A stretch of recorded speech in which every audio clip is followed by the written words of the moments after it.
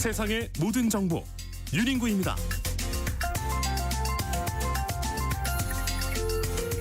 점심 맛있게 드시고 계시죠? 안녕하십니까, 윤인구입니다. 요즘 증시 상황 보고 있으면은 현기증 나신다는 분들 많이 계시더라고요. 트럼프 미국 대통령의 전쟁 마무리 수순이다라는 한마디에 코스피가 또 하루 만에 5% 넘게 급등했습니다. 롤러코스터 장세 속에서 앞으로 증시는 어디로 향할지 염승환 이사와 돈 버는 재미에서 짚어보겠습니다. 한편 정치권은 여전히 어수선합니다. 민주당은 검찰개혁 후속 법안을 두고 당내 이견이 이어지고 있고요. 국민의힘은 저륜 결의문 후폭풍에 시달리고 있습니다. 여야의 복잡한 속사정, 여의도 현미경에서 자세히 들여다보겠습니다. 이어서 진격의 육선 조경태 국민의힘 의원과는 우원식 국회의장이 제안한 개헌투표 문제를 놓고 이야기 나눠보도록 하죠. 믿고 듣는 시사, 여기는 KBS 1라디오 세상의 모든 정보 윤인구입니다.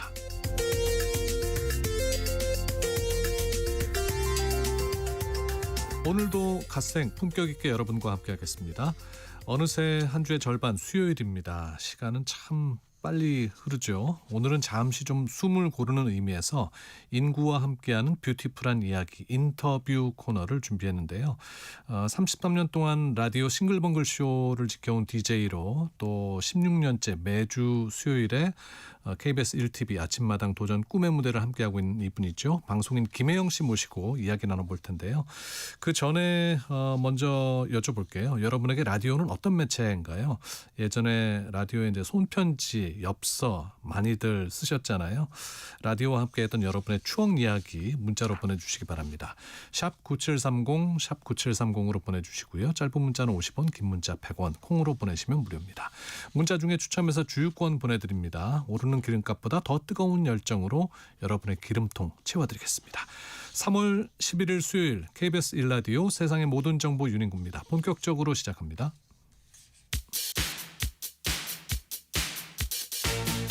듣는 것만으로도 앞서갑니다. 오늘 경제 뉴스의 핵심, 경제 인사이트 픽. 뉴스는 많지만 내 지갑에 도움되는 소식은 따로 있습니다. 오늘 꼭 알아야 할 경제 뉴스만 픽해서 전해드리죠. 경제 인사이트 픽 임선훈 뉴스캐스터와 함께합니다. 어서 오십시오. 안녕하세요. 네, 오늘 증시는 조금 안정된 것 같습니다. 네, 이란 사태 충격에서 조금씩 벗어나고 있는 모습인데요. 어제 이어서 오늘도 강세로 출발했습니다. 간밤 뉴욕 증시 같은 경우에는 호르무즈 해협을 둘러싼 발언들이 엇갈리면서 혼조세로 마감했지만 우리 증시는 영향을 크게 받지 않는 모습입니다. 코스피 현재 3% 넘게 오름세 보이면서 5,700 위에서 움직이고 있고요. 수급 상황 보면 외국인과 개인이 털고 있고 기관이 물량 받아내고 있습니다. 오늘 시가총액 상위 종목 대부분 강세입니다. 특히 자사주 소각 계획을 밝힌 삼성전자와 SK 오름세 보이고 있고요. 업종별로는 증권주 오름세가 가파릅니다.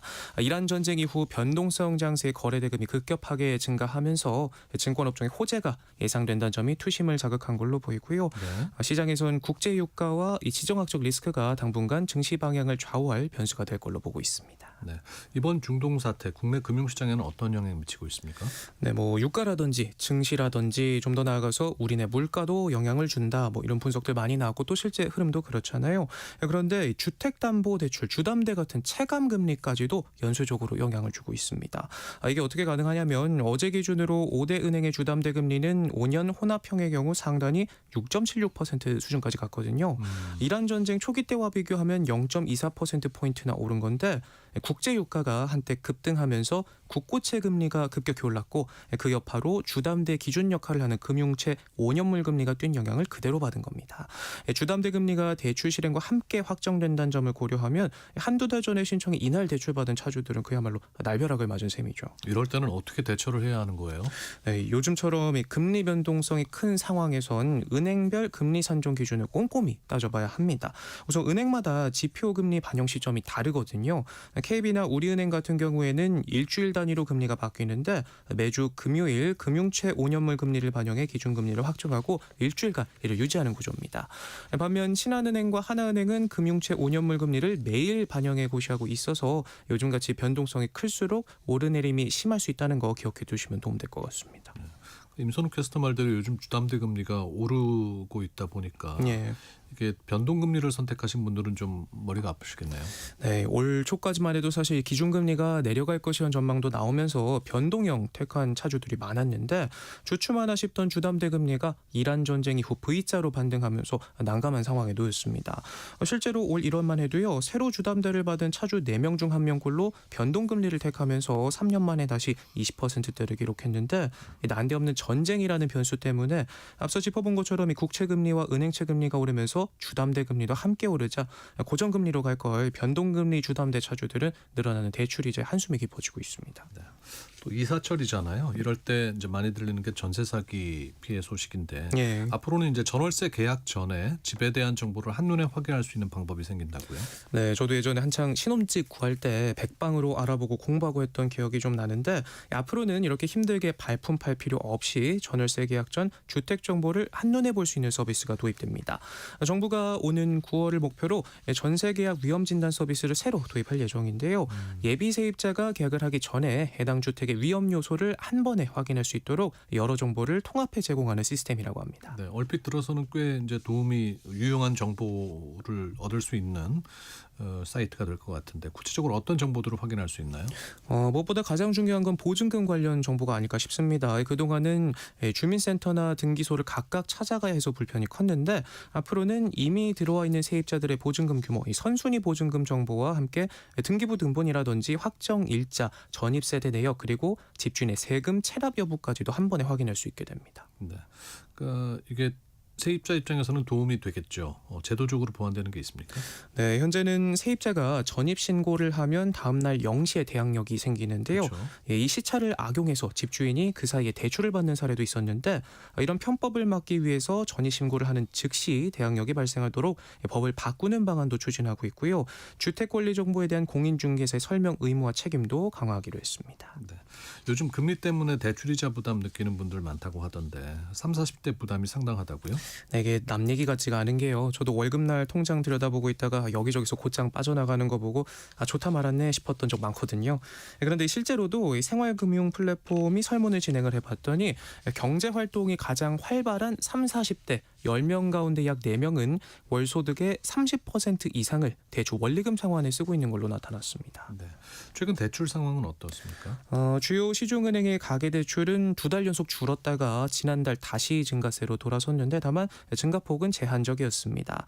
종류별로 보면 주택담보대출은 다시 늘었지만 신용대출은 석 달 연속 감소하는 흐름 보이기도 했는데요. 요즘 같은 고금리 상황에서 이 대출 관리 특히 더 신경 쓰셔야겠습니다. 네. 많은 분들이 이제 건강보험료 만만치 않다고 생각을 하시는데 네. 실제로 은퇴를 앞둔 50, 60대에게 이게 큰 부담이죠. 네, 직장 다닐 때야 회사와 보험료를 나눠낸다고 하지만 이 그러니까요. 퇴직을 하고 나서 지역가입자로 전환되면 또 상황이 달라진다고 합니다. 소득이 거의 없어도 이 집이나 재산을 기준으로 보험료가 매겨지기 때문인데 이 때문에 은퇴자들에게 건강보험료가 큰 공포의 대상이 되고 있다고 하네요. 네. 얼마나 많은 분들이 이런 변화를 겪고 있습니까? 네, 최근 연구를 보면 50대에서는 약 25% 정도가 퇴직이나 재취업 등으로 건강보험 자격이 바뀌었고 60대에서는 이 비율이 30% 이상으로 더 올라가게 되는데요. 세부적으로 보면 지역가입자로 전환 비율은 각각 7%, 9%대로 나타났습니다. 네. 여기서 특히 주목할 점은 지역가입자로 전환되는 과정에서 이미 계속가입 제도를 택하는 경우입니다.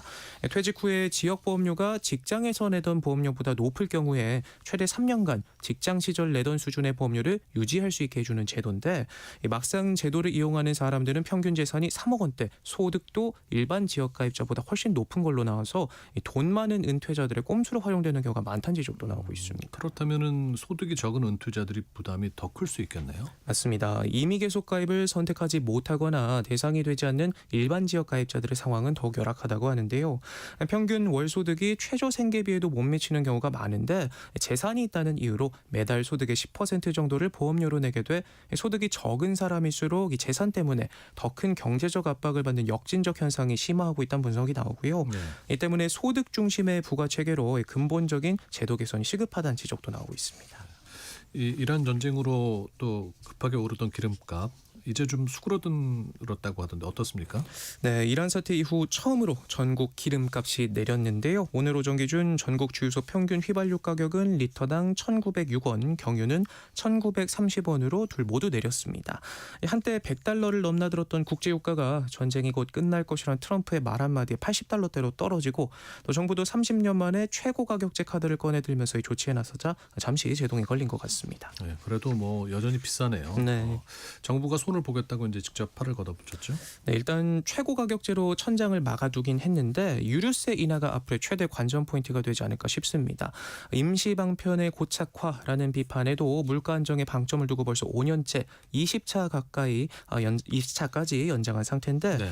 우크라이나 전쟁 당시 조정 한도인 37%까지 늘렸을 때 300원 정도 감소 효과를 봤었거든요.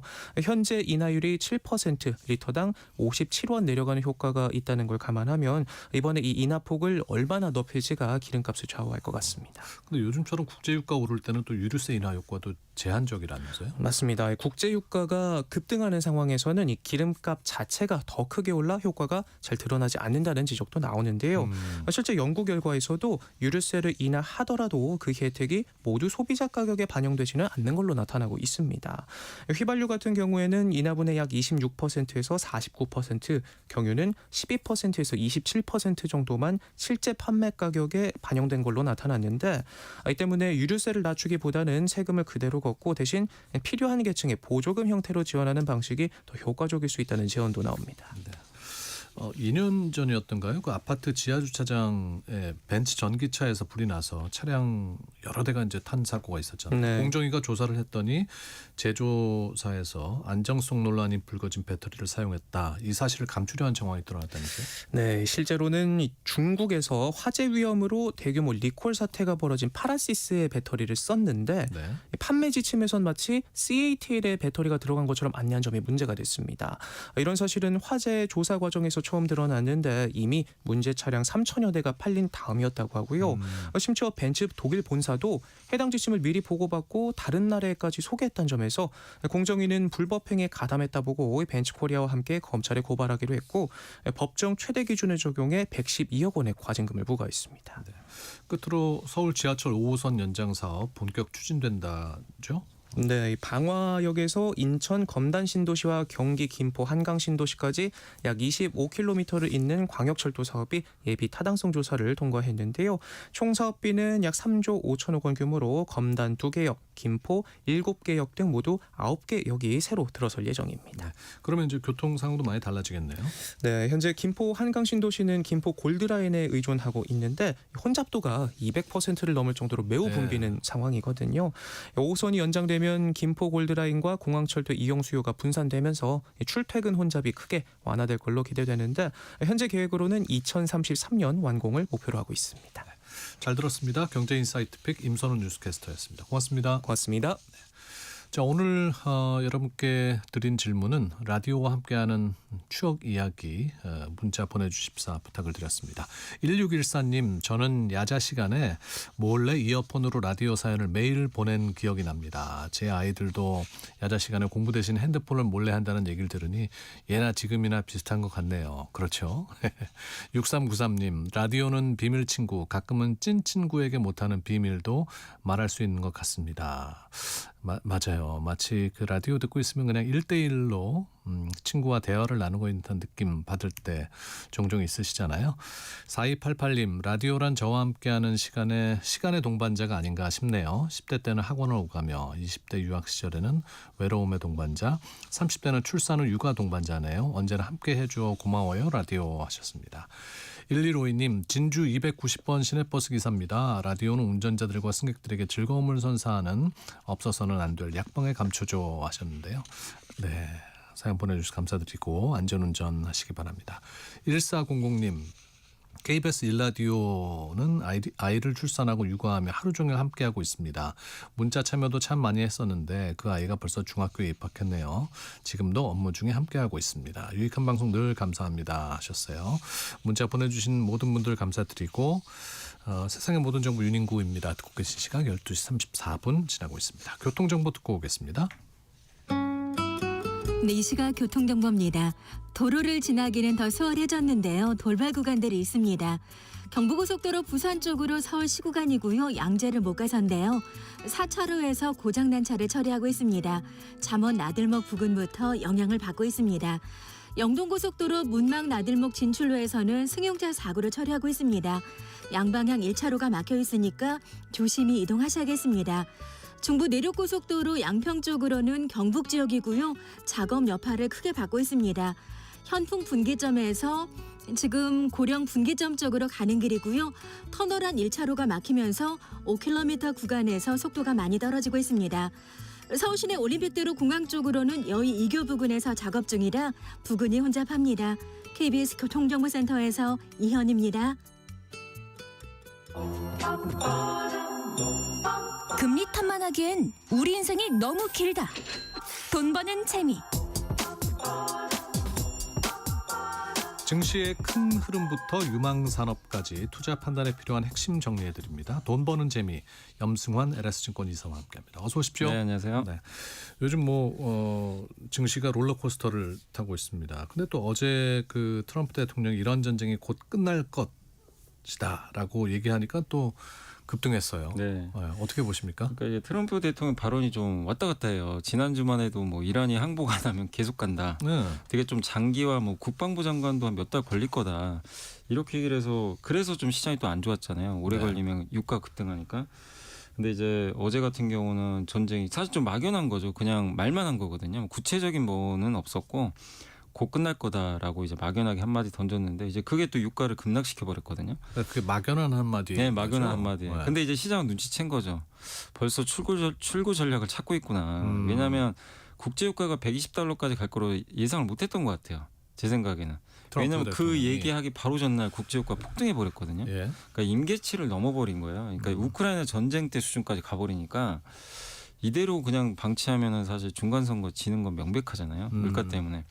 그래서 이제 트럼프 대통령도 좀 더 이걸 위험해지기 전에 일단 뭐 실제로 뭐 그런 일이 없다고 하더라도 뭔가 이제 시장에 안도감을 주기 위해서 제가 봤을 때는 좀 액션을 취한 것 같고 또 오늘도 보니까 백악관에서 이란이 항복하지 않아도 그냥 이 미국 정부가 소기의 목적을 달성한 몇 가지가 있는데 뭐 그런 거를 이제 확실하게 달성했다는 게 확인되면 그냥 일단 전쟁 끝내겠다. 또 네. 이런 또 발언이 나왔더라고요. 그러니까 확실히 지난주와 좀 이번 주에 톤이 조금씩 바뀌면서 미국이 먼저 좀 이렇게 전쟁을 끝내려는 그런 좀 메시지가 실제로 확실히 좀 나오고는 있는 것 같습니다. 근데 이란은 또 누구 마음대로 맞습니다. 전쟁을 끝내면서 또 바로 반박을 네, 하더라고요. 네, 맞습니다. 어쨌건 우리 증시 뭐 급격하게 하락하면서 뭐 주식 거래가 일시 중지되는 뭐 서킷 브레이커가 3월달에만 2번 네. 발동이 되기도 했고 이제 주식하시는 분들 걱정은 그걸 거예요. 트럼프 대통령의 발언으로 하락하는 좀 공포는 덜 느끼게 되는 거냐 궁금해하실 텐데 어떻습니까? 근데 이게 주식시장에 이제 앞으로도 전쟁이 계속 이어질 수도 있어요. 사실 지금도 뭐 우크라이나 전쟁 끝난 거 아니잖아요. 벌써 4년이 네, 넘었더라고요. 근데 주식시장이 전혀 영향을 안 주거든요. 사실은. 그러니까 이제 무슨 얘기냐면 이 전쟁이나 뭔가 안 좋은 악재가 나왔을 때 좀 되게 불확실하잖아요. 시장은 최악을 먼저 반영해 버려요. 그래서 무섭게 빠집니다. 사실 지난주에 한번 경험해봤잖아요. 네. 지수가 엄청 빠졌죠. 마치 진짜 지수만 보면 세상이 망한 것처럼 그냥 폭락을 해버렸는데 그리고 이번 주에도 한번 또 빠졌잖아요. 네. 월요일 날. 그래서 그때 이제 국제유가가 뒤늦게 또 급등하다 보니까 그걸 반영하는데 사실 이제 그런 걸 반영하면 더 새로운 뭔가가 악재가 안 나오면 주가는 되돌려 버립니다, 사실은. 그렇기 때문에 지금도 좀 비슷한 것 같아요. 근데 여기서 트럼프 대통령이 그걸 이거 생각보다 좀 빨리 끝날 수도 있겠다. 이런 이제 기대감을 또 갖게 있잖아요. 그리고 실제 유가가 빠져버렸어요. 네. 그러니까 이제 시장은 확신을 한 거죠. 전쟁이 여기서 몇 달 돼도 국제 유가에서 더 높아지지만 않으면 된다. 네. 요걸 좀 확신을 하는 것 같아요. 지금 분위기가. 그러면은 이게 이란이 오히려 지금 아까 말씀하신 대로 더 강경하게 나오지만 이란이 뭐 전쟁은 더 하겠다 이렇게 해도 유가가 안 튀면 되거든요. 근데 지금 국제 유가가 그렇게 이제 120달러 갔다가 지금 80달러, 90달러 왔다 갔다 해요. 그래서 이 선에서만 머문다면 시장은 이제 이미 한번 반영을 하고 왔기 때문에 더 이상 이걸 악재로 안 보거든요. 네. 그리고 지금 트럼프 대통령의 발언이라든가 또 뭐 이 지난주였죠. 스코페센트 재무장관도 저 호르무즈 해협이 지금 막혀 있으니까 어떻게든 우리가 군함으로 호위해주겠다. 사실 오늘 좀 해프닝이 있었던 게 그 미국의 에너지부 장관이 자기 SNS에다가 네. 미군이 호위를 해서 배가 통과됐다. 이걸 올린 거예요. 네. 올렸다가 이제 백악관 대변인이 이거 아니 사실은 아니다. 또 수습을 하긴 했는데 그 괜히 올린 것 같지는 않거든요. 네. 뭔가 좀 우리가 모르는 좀 이슈들은 일이 좀 있는 것 벌어지고 같아요. 있다. 어쨌든 지금 호르무즈 해협을 장기간 봉쇄하는 건 정말 큰 타격이 불가피하기 때문에 그거를 뭔가 이제 해제하려는 지금 얘기들은 자꾸 나오거든요. 그래서 시장이 이제 그런 걸 본 거죠. 그럼 시장은 그게 현실화가 안 돼도 일단 미리 반영해 버려요 또. 그 주식이 좀 그게 좀 약간 투자하실 때 미리 선반영하는 경향이 되게 좀 빠르다. 네. 그래서 오늘 국내 증시도 좀 그런 걸 반영해서 저는 좀 오르는 거 아닌가 이렇게 생각을 하고 있습니다. 그 지금의 일련의 상황에서 그래서 이란 문제에서도 이제 뭐 타코 조짐이 보인다. 네. 뭐 그런 얘기가 나오는 먹는 타코 말고. 네. 트럼프는 언제나 꽁무니를 뺀다. 네네, 맞습니다. 네. 이런 얘기가 나오는 것 같은데. 네. 미국 증시는 어떻습니까? 미국 증시는 오늘은 좀 이제 그냥 미지근했어요. 그냥 보합에 끝났는데 그저께는 좀 올랐죠. 올랐고 네. 사실 미국 증시는 이번에 그 전쟁 나고 크게 변화가 없어요. 네. 왜냐하면 이제 이유가 그 두 가지인데 이제 첫 번째가 올해 주식 시장이 별로 안 좋았어요. 오른 게 없어요. 전쟁 나기 전에 나스닥이 마이너스 수익률이거든요. 한국은 전쟁 나기 전에 올해만 45% 올랐으니까 그러니까요. 너무 차이가 심하죠. 그래서 오른 게 없으니까 굳이 이게 큰 부담도 없었고 두 번째가 미국은 에너지를 실제로 생산하는 국가잖아요. 우리는 이제 수입을 해야 되지만 그 중동에서 그 수출길이 막혀도 미국은 자체적으로 원유를 생산하는 국가이기 때문에 네. 사실 좀 타격이 좀 제한적이거든요. 또 전략 비축에도 분명히 있기 때문에 그래서 미국이 좀 이렇게 이번 전쟁에서는 좀 아시아 국가보다는 경제적으로는 조금 이제 어떻게 보면 여력이 좀 있는 거죠. 근데 우리 한국이나 일본이나 중국은 대부분 중동 수입을 하니까 에너지원을 네. 수입을 맞습니다. 대부분 하니까요. 네. 그래서 대통령도 이런 일이 발생하고 휘발유가 오르자마자 이거 유가 상한제 해야 된다 이렇게 바로 나온 게 어쨌든 우리나라는 이제 기름값 오르면은 이게 대응할 방법이 사실 마땅치가 않거든요. 그리고 각종 물가 다 올라가잖아요. 유가 같으면. 그래서 이 부분이 어쨌든 이제 미국 증시에는 그 상대적으로 아시아 증시가 미국 증시가 좀 강했던 좀 이유가 아닌가. 네. 네, 그렇다고 또 크게 오르지도 않아요. 크게 오르지도 않지만 뭐 오늘도 좀 보합이 끝난 걸 보면 그냥 미국 증시는 뭐 전쟁 리스크보다는 작년 3년 동안 많이 올랐던 이제 좀 피로감을 계속 지금 소화하는 과정이 아닌가 이렇게 좀 생각은 하고 있습니다.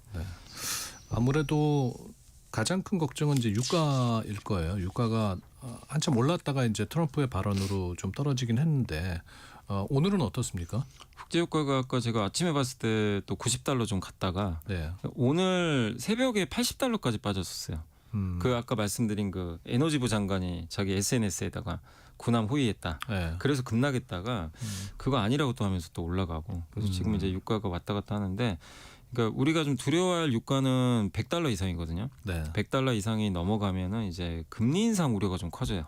주식시장이 제일 무서워하는 게 금리 인상인데 근데 지금 국제 유가가 전쟁 전에 65달러였거든요. 네. 지금 80달러대면 이 80달러에도 금리 인상 가능성은 별로 없습니다. 물가 상승률에 그렇게 큰 영향을 주는 레벨은 아닌데 이게 100달러 넘어가면 이제 위험해질 수 있는 거죠. 근데 미국이 80달러에도 금리 인하 사이클이 바뀌진 않거든요. 네. 지금도 마찬가지예요. 금리 인하를 2번 할 거를 이제 한 번으로 좀 줄인 거죠. 지금은 유가 오르다 보니까.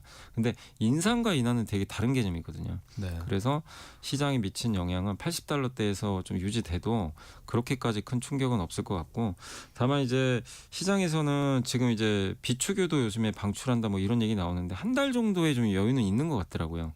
그래서 근데 전쟁 난 지 지금 이제 2월 28일부터 했으니까 4월 초에도 뭔가 호르무즈 해협이 좀 뭔가 봉쇄가 안 풀리고 계속해서 이제 공급 부족이 좀 심화되면 유가 한번 또 튈 수도 있는 거거든요. 그럼 그때는 좀 위험할 수 있어요. 한 번 더. 근데 일단 시장은 한 달 안에는 뭔가 좀 4월 초 전에는 결론 나지 않겠냐. 또 트럼프도 지금 발을 빼려고 하는 거 보고 네. 보면 또 군함 호위 이슈도 있고 하니까 그래서 결국 호르무즈 해협의 정상화에는 좀 시장이 좀 기대를 하고 있는 것 같아요. 그래서 좀 국제 유가가 조금 이제 정체된 거 아닌가 이렇게 생각은 하고 있습니다. 유가 오르면서 이제 원달러 환율도 뭐 1,500원 넘었다가 다시 돌아왔죠? 네, 맞습니다. 네. 그래서 이제 사실 지금 이 국제 유가가 사실 주식시장 방향도 결정하고 있고 사실 금리도 결정하고요. 얼마 전에도 이제 우리나라 금리도 한번 올랐었죠. 거기다가 환율까지도 이제 오르는 건 사실 유가 때문이죠. 근데 이 환율 오르는 요인이 여러 가지가 있지만 이번에는 불확실성 때문에 오르는 거기 때문에 사실 불확실성 때문에 환율 오르는 거는 그렇게 오래 가진 않습니다. 그러니까 어쨌든 이것도 이벤트가 발생한 거잖아요. 전쟁이라는. 그래서 옛날에 기억하시겠지만 그 계엄령 선포했을 때 그때 한번 또 그 원달러이 거의 1,500원 근처까지 한번 간 적이 있었거든요. 예. 근데 이제 그게 또 빠르게 소멸되면서 환율이 또 급하게 좀 내려왔고, 근데 전쟁이 언제까지 이어질지 모르지만 국제 유가가 여기서 더 위로 가는 모습만 아니면 저번에 돌파했던 1,500원을 다시 넘기는 저는 좀 어렵다라고 좀 보고 있고, 지금 환율이 좀 안정화되고 있거든요, 최근에. 그래서 이 불확실성에 의한 원달러 환율은 구조적으로 오래가는 이슈는 아니니까 일단 점진적으로 좀 안정화될 것 같고, 다음 달에 우리나라가 또 세계 채권 지수 들어갑니다. 네. 세계 채권 지수는 이제 그 외국인들이 이제 그 우리나라 이제 채권을 좀 의무적으로 편입을 해야 돼요. 한 월 9조 원 정도 될 거예요. 예. 11월까지는. 그래서 아마 환율은 다음 달에 바로 시작을 하니까 그럼 원달러 환율 한 20원 정도는 내릴 수가 있습니다. 그 효과로. 그래서 지금은 너무 환율도 저는 좀 너무 우려할 필요는 없지 않나 이렇게 생각은 하고 있습니다. 네. 최근에 이제 우리 그 주식 시장이 좋으면서 많은 분들이 이제 투자하시는 분들이 늘었단 말이죠. 이런 장세에서는 좀 어떻게 투자를 해야 되는지 좀 가이드를 주신다면. 네, 그러니까 이게 주식시장이 좀 오래 계시거나 또 한국 증시 진짜 이렇게 많이 해보신 분들은 이런 변동성이 사실 낯설진 않아요. 워낙 변동이 크고 또 외부 변수에 되게 취약하거든요. 미국보다 훨씬 변동이 심했고, 그러다 보니까 물론 이제 지난주 변동성은 저도 뭐 진짜 이런 변동성은 거의 코로나 이후로 처음 보는 거라서 굉장히 좀 힘들긴 했지만, 근데 이런 변동성 자체가 아주 뭐 진짜 없다 이건 아니거든요, 한국 증시가. 근데 이제 걱정되는 건 새로 들어오신 분들은 이게 흔히 뭐 이게 예금만 하시다가 부동산만 하시다가 갑자기 이제 주식 하신 분들은 하루에 내 자산이 10%가 날아가는 게 이게 사실 없는 일이잖아요. 그러니까. 갑자기 하루 만에 그것도. 그러니까 본 적 없는 변동성에 내가 노출돼 버리고 내 자산이 되게 견디기가 힘듭니다. 그러니까 처음 하시는 분들은. 근데 주식시장은 이런 변동성이 가끔 한 번씩 나와요. 네. 이게 다른 자산과 좀 다릅니다. 왜냐하면 그 아까도 말씀드렸지만 뭔가 공포라든가 아니면 좋아지는 거를 되게 급하게 반영을 해요. 이게 현실 경제랑 달라요. 현실 경제 좀 천천히 반영하는데 네. 주식시장은 6개월 후 1년 후를 그냥 지금 반영하는 경우도 되게 많거든요. 그래서 이런 변동성에 적응은 좀 하셔야 돼요. 투자하시는 분들 이게 이상한 게 아니고 이런 변동성이 어떤 이벤트가 발생했을 때 예상치 못한 나온다. 근데 이런 변동성이 구조적인 어떤 문제 때문에 발생하면은 좀 조심할 필요는 있는데 네. 지금 전쟁이잖아요. 근데 제가 왜 이 말씀드리면 저도 전쟁 이제 이번 기회에 또 다시 한번 다 분석을 해봤는데 결론은 어떤 전쟁이 나도 지금 뭐 우리 우크라이나 전쟁 아직도 이어지지만 어떤 전쟁이 나도 주식시장이 장기간 우상향하는 거는 바뀌질 않았어요. 근데 그것 때문에 중간에 폭락한 적은 있죠. 네. 했지만 결국 제 갈 길은 계속 갔거든요. 전쟁은 뚫고. 그래서 전쟁 때문에 주가 빠졌을 때는 좋은 기업을 투자하는 건 좋은 전략이었어요. 이거는 과거에도 다 증명된 사실이기 때문에 다만 이런 변동성을 처음 겪고 계시다 보니까 투자하기는 쉽지 않습니다. 근데 적어도 이렇게 구조적으로 뭔가 문제가 아니라면 이렇게 변동성에 내 자산이 노출됐을 때 차라리 아무것도 하지 마세요. 그냥 가만히 계셔야지. 이게 뭐 어떤 뉴스나 이런 자극적인 걸 보면은 매도로 고민하지 말란 말씀이에요. 네, 그러니까 왜냐하면 처음 겪으시니까. 근데 좀 이게 투자 경험 많으신 분들은 이런 급락장에서 오히려 이렇게 좀 오히려 매수를 하시는데 당연히 처음 하신 분들 그건 어렵거든요. 경험이 안 돼 있기 때문에. 그래서 그럴 때는 그냥 차라리 주식을 들고 아무것도 안 하시는 게 오히려 저는 자산을 보존하는 길 아닌가 이렇게 보고 그러니까 있습니다. 너무 일희일비할 필요 없다는 네. 얘기네요. 근데 그런 건 조심해야 되겠죠. 뭐 우리나라 주식시장을 이끌었던 동력이 있잖아요. 뭐 이재명 정부가 갑자기 또 이런 주식 부양책을 좀 갑자기 안 한다거나 뭐 그냥 극단적인 경우지만 아니면 미국 기업들이 반도체 투자 이제 안 하겠다. 네. 뭐 AI 투자 안 한다. 이러면 이건 얘기가 달라요. 이거는 전쟁이 문제가 아니고 훨씬 무서운 거죠. 주식시장에는. 네. 엄청난 폭락이 올 수 있어요. 그럴 때는 좀 비중을 줄여야 되겠지만 이번 케이스는 또 그게 아니기 때문에 저는 좀 이런 변동수 또 나올 수도 있거든요. 근데 견뎌야 된다 이렇게 말씀 좀 드리고 그러니까 싶습니다. 흐름은 잘 살피시되 너무 단기적으로만 생각하지 말라고 네. 말씀드리면 되겠네요. 맞습니다. 네. 자, 2978님께서 트럼프 대통령이 이란과 전쟁에서 이제 출구 전략을 모색하는 것 같은데 이 전쟁이 끝나면 증시가 더 오를까요? 전쟁 종료가 증시에 호재로 작용할지 궁금합니다라고 질문 주셨거든요. 근데 이미 끝나면 주가는 다 올라가 있습니다. 주식시장 되게 이상한 게 이런 걸 미리 눈치채고 미리 다 올라버려요. 그렇기 때문에 끝난다라고 하면은 뭐 이미 그때 사는 거는 좀 늦을 수도 있어요, 사실은. 네. 이미 주가가 많이 올라 있으면. 그래서 그걸 좀 잘 보시고. 근데 지금 이제 물어보신 내용은 아마 전쟁이 끝날 걸로 지금 보고 계시는 것 같아요. 근데 지금 시장도 똑같아요. 오늘 코스피가 좀 많이 오르거든요. 그럼 결국 트럼프 대통령의 여러 발언을 보면 이제 시간이 얼마 안 남은 것 같아요. 그래서 아마 조만간 출구 전략 얘기는 나올 것 같고, 근데 전쟁이 국지전으로 계속 이어질 수는 있어요. 이어질 수는 있지만 어쨌든 큰 틀에서 호르무즈 해협만 봉쇄된 게 어쨌든 좀 풀린다면 사실상 이벤트는 끝났다고 보시면 좋을 것 같아요. 그래서 네. 우리가 좀 마지막으로 확인할 거는 호르무즈 해협 이게 정상화되는지 그것만 확인하시면 되겠고, 일단 시장은 그렇게 된다고 생각하고 미리 좀 반영하고 있다. 이렇게 말씀을 좀 드리겠습니다. 네. 이어서 8395님께서 우리나라는 이제 유가 폭등 영향이 곧바로 주가 급락과 원달러 환율의 급등으로 이어졌는데요. 다른 나라보다 우리 금융시장이 더 큰 변동성을 겪은 이유는 뭔가요? 하셨습니다. 일단 이제 우리 한국은 경제 구조 자체가 대외 변수에 대해 원래 좀 취약한 구조입니다.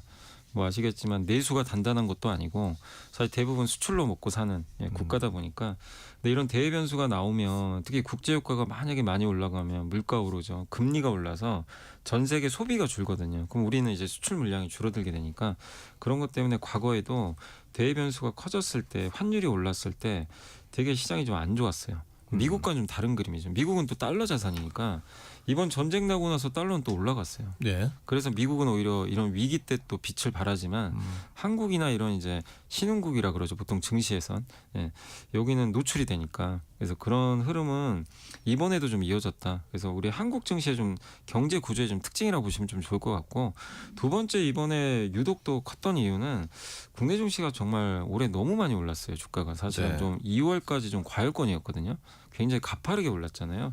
지수가 두 달 만에 거의 50% 가까이 오른 경우는 80년대 3조 원 이후로는 거의 없었던 것 같아요. 그 조정에 대한 걱정들도 많이 있었어요. 근데 이게 이제 트리거가 된 거죠, 그냥 전쟁이. 전쟁이. 그러니까 너무 많이 오르다 보니까 변동성도 반대로 커졌다. 그래서 이 변동성이 뭐 앞으로도 좀 나오면 안 되겠지만 어쨌든 이런 변동성은 우리나라의 이 지금 최근에 두 가지 특징, 이 부분 때문에 좀 심화됐다라고 좀 보시면 좋을 것 같습니다. 종목별 좀 살펴볼게요. 지금 AI 반도체 주가는 어떻습니까? 우리? 일단 오늘하고 어제 같은 경우 미국 증시에서 반도체주들이 좀 많이 올랐어요. 주가가 뭐 실적 기대감도 있지만 사실 그 오라클이라는 회사가 데이터 센터 지금 짓고 있는데 오늘 좋은 실적을 또 냈더라고요. 그래서 시간의 거래에서 주가 급등하면서 국내 증시에도 AI는 버블이 아니구나. 뭐 이란과 상관없이 좀 계속 투자를 하는구나. 그래서 오늘 삼성전자 하이닉스 어제도 좋았지만 오늘도 좀 상승 랠리가 좀 이어지고 있습니다. 그리고 다음 주에 엔비디아가 GTC 2016이라고 하는데 새로운 제품들, 기술들을 공개하는 자리에 1년에 한 번씩 하거든요. 젠슨항이 직접 공개를 해요. 다음 주에 이제 그 월요일 날 실제로 발표가 있으니까 그 기대감도 있죠. 거기서 또 어떤 좋은 얘기를 할까. 그래서 지금 AI는 전쟁 이슈가 조금 완화되면서 다시 시장은 좀 AI에 관심을 갖기 시작했다. 이렇게 보시면 되겠습니다. 또 전쟁이 시작되면서 이제 방산주가 많이 올랐더라고요. 네, 맞습니다. 근데 이제 방산주가 어제 같은 경우 좀 빠졌죠. 왜냐하면 이제 트럼프 대통령이 빨리 끝난다고 하니까. 전쟁이 끝나가는구나. 그래서 이제 오른 만큼 좀 빠졌지만, 근데 전쟁 끝난다고 방산 수요가 없을까요? 더 늘어날 것 같아요. 이번에 근데 중동 전쟁에서 느낀 건 미사일입니다. 중동은 미사일 갖고 싸우거든요. 네. 지상전으로 바로 가지는 않다 보니까 유럽과는 좀 다른 것 같아요. 그래서 미사일 방공 무기, 또 특히 드론이 많이 필요할 것 같아요. 이미 이번 전쟁으로 또 많이 소진이 됐으니까 또 만들 맞습니다. 거 아니에요. 네, 그래서 저는 미사일도 수혜를 받을 것 같고 또 드론 관련주들도 이번에 이란이 좀 이렇게 또 버틴 이유 중에 하나가 드론을 많이 갖고 있더라고요. 드론은 싼데 미사일 한 발이 59억인데 드론은 수천만 원밖에 안 되거든요. 그러니까 이제 전쟁의 효율성 면에서 드론이 꼭 필요한 거 아니냐. 그래서 드론이나 미사일 관련된 부분은 뭐 전쟁과 저는 무관하게 앞으로 수요는 계속 있을 것 같습니다. 네. 끝으로 삼성전자와 SK가 이제 자사주 소각 소식을 어제 발표했는데요. 이게 규모가 얼마나 되는 겁니까? 이게 이제 삼성전자가 16조 원, 그다음에 SK가 이제 5조 원 정도 되는데, 특히 SK는 전체 자기가 갖고 있는 주식의 무려 20%를요 한 번에 없애버립니다. 그럼 주당 가치가 20% 올라가요 순식간에. 그러니까 사실 우리나라 주식 역사상 이런 경우 거의 없었거든요. 근데 예. 아시겠지만 얼마 전에 상법 상법 개정해서 그래서 이제 갖고 있는 회사들은 자사주를 다 소각해야 됩니다. 의무적으로. 그래서 그걸 SK가 먼저 보여줬고 삼성전자도 좀 보여줬기 때문에 앞으로 우리나라 기업들의 이제 이런 주주 환원은 본격적으로 좀 시작되지 않나 이렇게 좀 생각하고 있어서 굉장히 긍정적인 발표였다라고 생각을 하고 있습니다. 네, 오늘 말씀 여기까지 듣겠습니다. 돈 버는 재미 염승환 LS증권 이사와 함께했습니다. 고맙습니다. 네, 감사합니다. 세상의 모든 정보 윤인구입니다. 1부 여기서 마치고요. 1시에 2부로 찾아뵙겠습니다.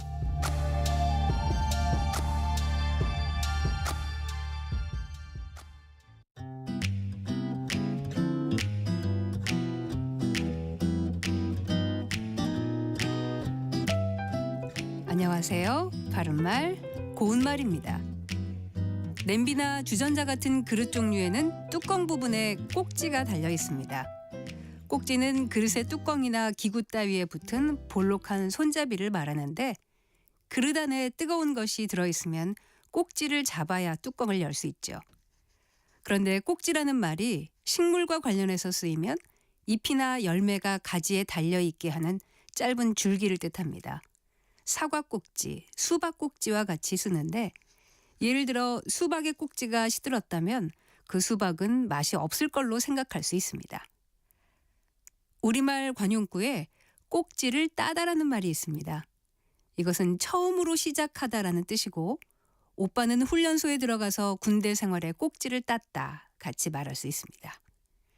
또 꼭지가 무르다라는 관용구는 기회가 완전히 무르익다라는 뜻으로 이젠 완전히 꼭지가 물렀으니 더 이상 기다릴 필요가 없다. 이렇게 표현할 수 있죠. 참고로 꼭지라는 표현이 들어간 것으로 말꼭지가 있습니다. 이것은 말의 첫마디를 비유적으로 이르는 말이고 예를 들어 그는 침묵을 참지 못하고 말꼭지를 뗐다. 같이 말할 수 있습니다. 또 서울놈의 글꼭지를 모른다고 말꼭지야 모르랴 라는 속담도 있는데요. 이것은 글을 모른다고 말꼭지조차 모를 줄 아느냐라는 뜻으로 글을 모른다고 너무 무시하지 말 것을 비유적으로 이르는 말입니다. 지금까지 바른말 고운말 아나운서 국혜정이었습니다.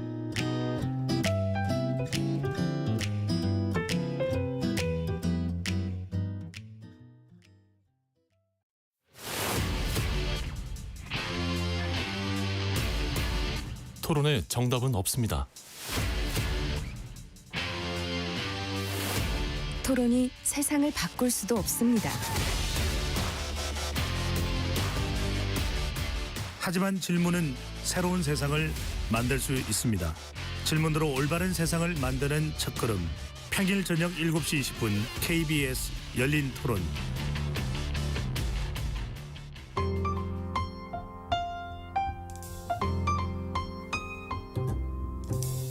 어떤 하루 보내고 계신가요? 눈코 뜰 새 없이 바쁘게 지나가는 한 주. 따뜻한 시선으로 하루를 마무리합니다. 당신을 위한 지식 쉼터. 오늘 밤 일라디오. 월요일부터 금요일. 매일 밤 10시 5분에 시작합니다.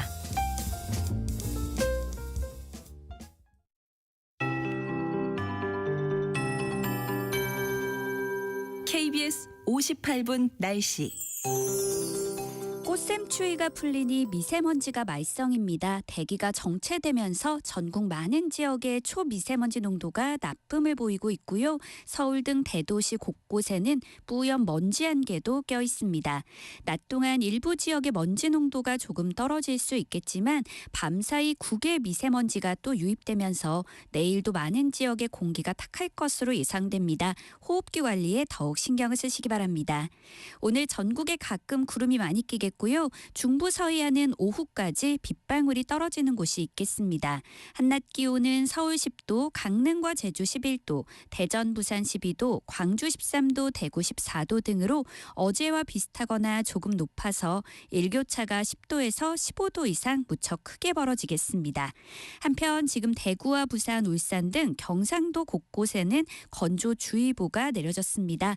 그 밖의 지역도 대기가 건조하고요. 바람도 다소 강하게 불고 줄어들고 있어서 불조심하셔야겠습니다. 내일 오전부터 모레 금요일 오후 사이에는 강원 영동과 경북 동해안, 부산과 울산에 비나 눈이 내리겠고요. 충북과 남부 내륙 일부 지역에도 내일 오후부터 밤사이 비가 조금 오겠습니다. 현재 서울의 기온은 7.6도입니다. 송소진입니다.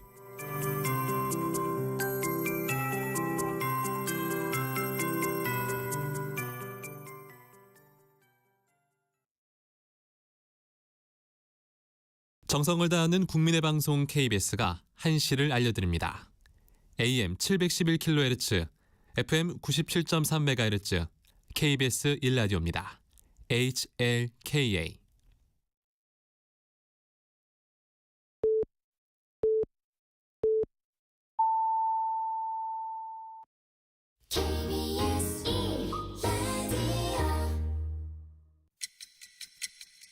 듣는 것만으로도 앞서갑니다.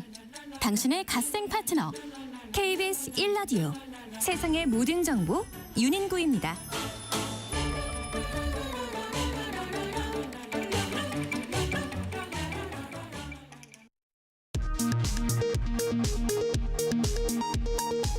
이 시각 라디오 정보센터 뉴스입니다. 이란의 드론 공격으로 아랍에미리트의 중동 최대 정유 시설이 가동을 중단했습니다. 이스라엘은 이란 서부 미사일 발사대와 레바논 베이루트를 폭격했습니다. 검경 합수본이 정규유착 의혹과 관련해 신천지 2차 압수수색에 나섰습니다. 통일교 금품수수 의혹과 관련해선 수감 중인 한학자 총재 접견 조사에 나섰습니다. 정부가 농협의 부패와 비리 근절을 위해 가칭 농협감사위원회를 신설하고 농협중앙회장의 겸직을 금지하기로 했습니다. 개정 노조법, 이른바 노란봉투법 시행 첫날인 어제 하청노조 407곳이 원청 221곳을 대상으로 교섭을 요구한 것으로 집계됐습니다. 지금까지 라디오 정보센터 뉴스 정한나였습니다.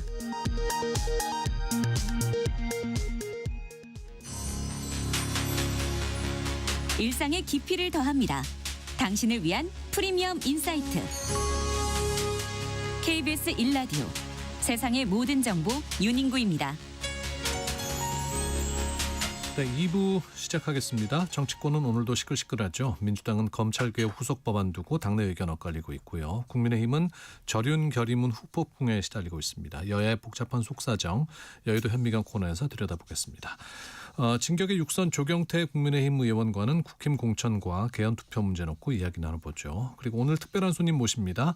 33년 동안 라디오 DJ로 활동을 했고 또 16년째 아침마당 도전 꿈의 무대를 함께하고 있는 분, 방송인 김혜영 씨와의 특별한 만남 기다리고 있습니다. 자, 2부 본격적으로 시작합니다. 뉴스 너머의 맥락, 정치판의 핵심을 포착한다. 여의도 현미경.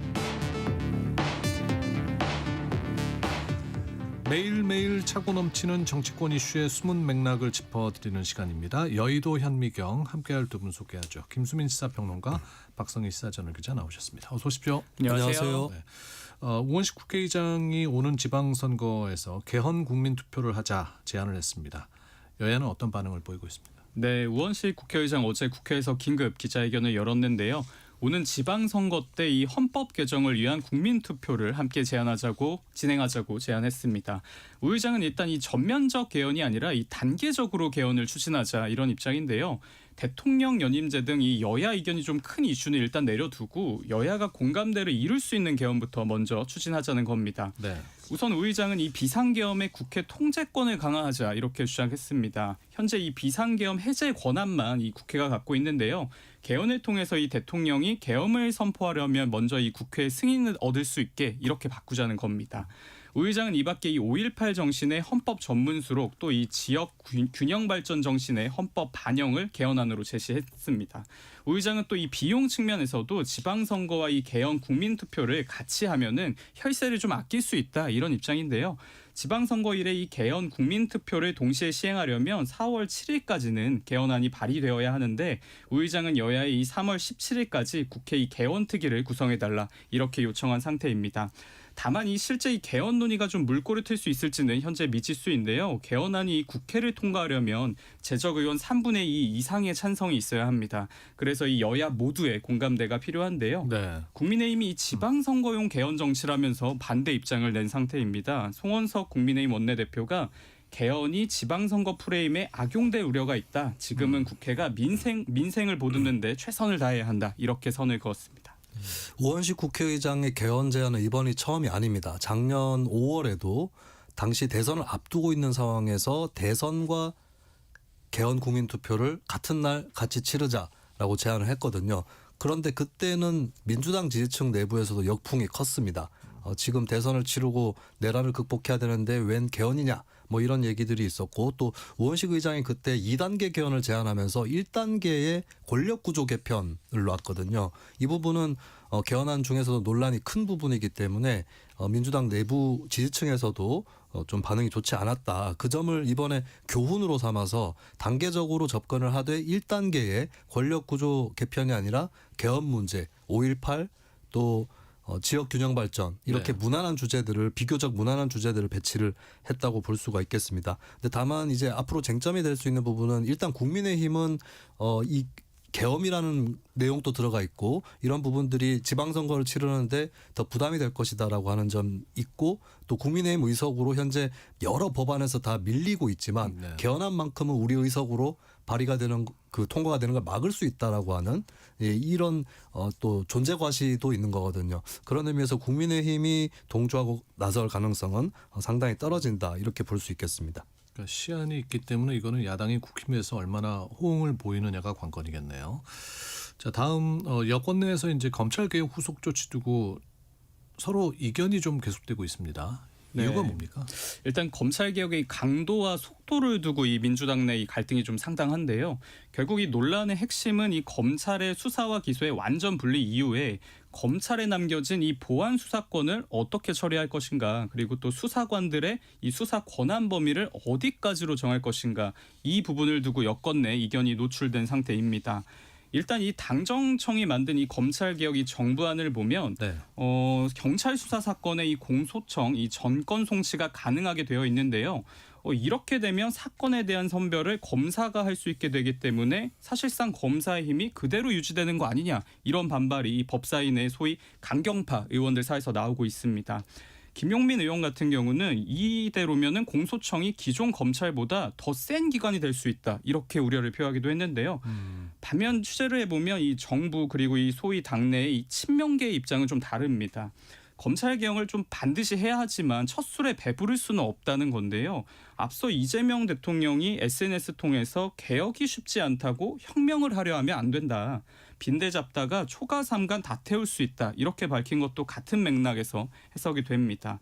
제가 어제 민주당 지도부 한 관계자와 통화를 했는데요. 네. 말을 하기를 법사위 의원들의 마음을 이재명 대통령이라고 왜 모르겠냐, 하지만 이 개혁이 성공하려면 제일 중요한 게 정권 연장이다. 예, 그러려면 국민 공감대를 얻는 게 먼저 좀 선행이 되어야 한다, 이렇게 밝혔습니다. 당정이 갈등설이 좀 이어지다 보니까 정청래 대표가 오늘 오전에 입장을 하나 냈는데요. 검찰 개혁에 대한 이 이재명 대통령의 의지는 변함이 없고 한결같고 강하다면서 이 검찰 개혁이라는 깃발이 얼룩지지 않게 하겠다, 이렇게 밝혔습니다. 이 발언은 정청래 대표가 또 이재명 대통령 좀 편을 든 모양새네요. 네, 일단 뭐 양쪽에 크게 극심한 갈등을 일으킬 만한 차이는 없다라고 정청래 대표는 그런 취지로 얘기를 한 셈인데, 근데 이거를 좀 거슬러 올라가 보면 이 아직도 그래도 좁혀지지 않는 차이는 있는 거거든요.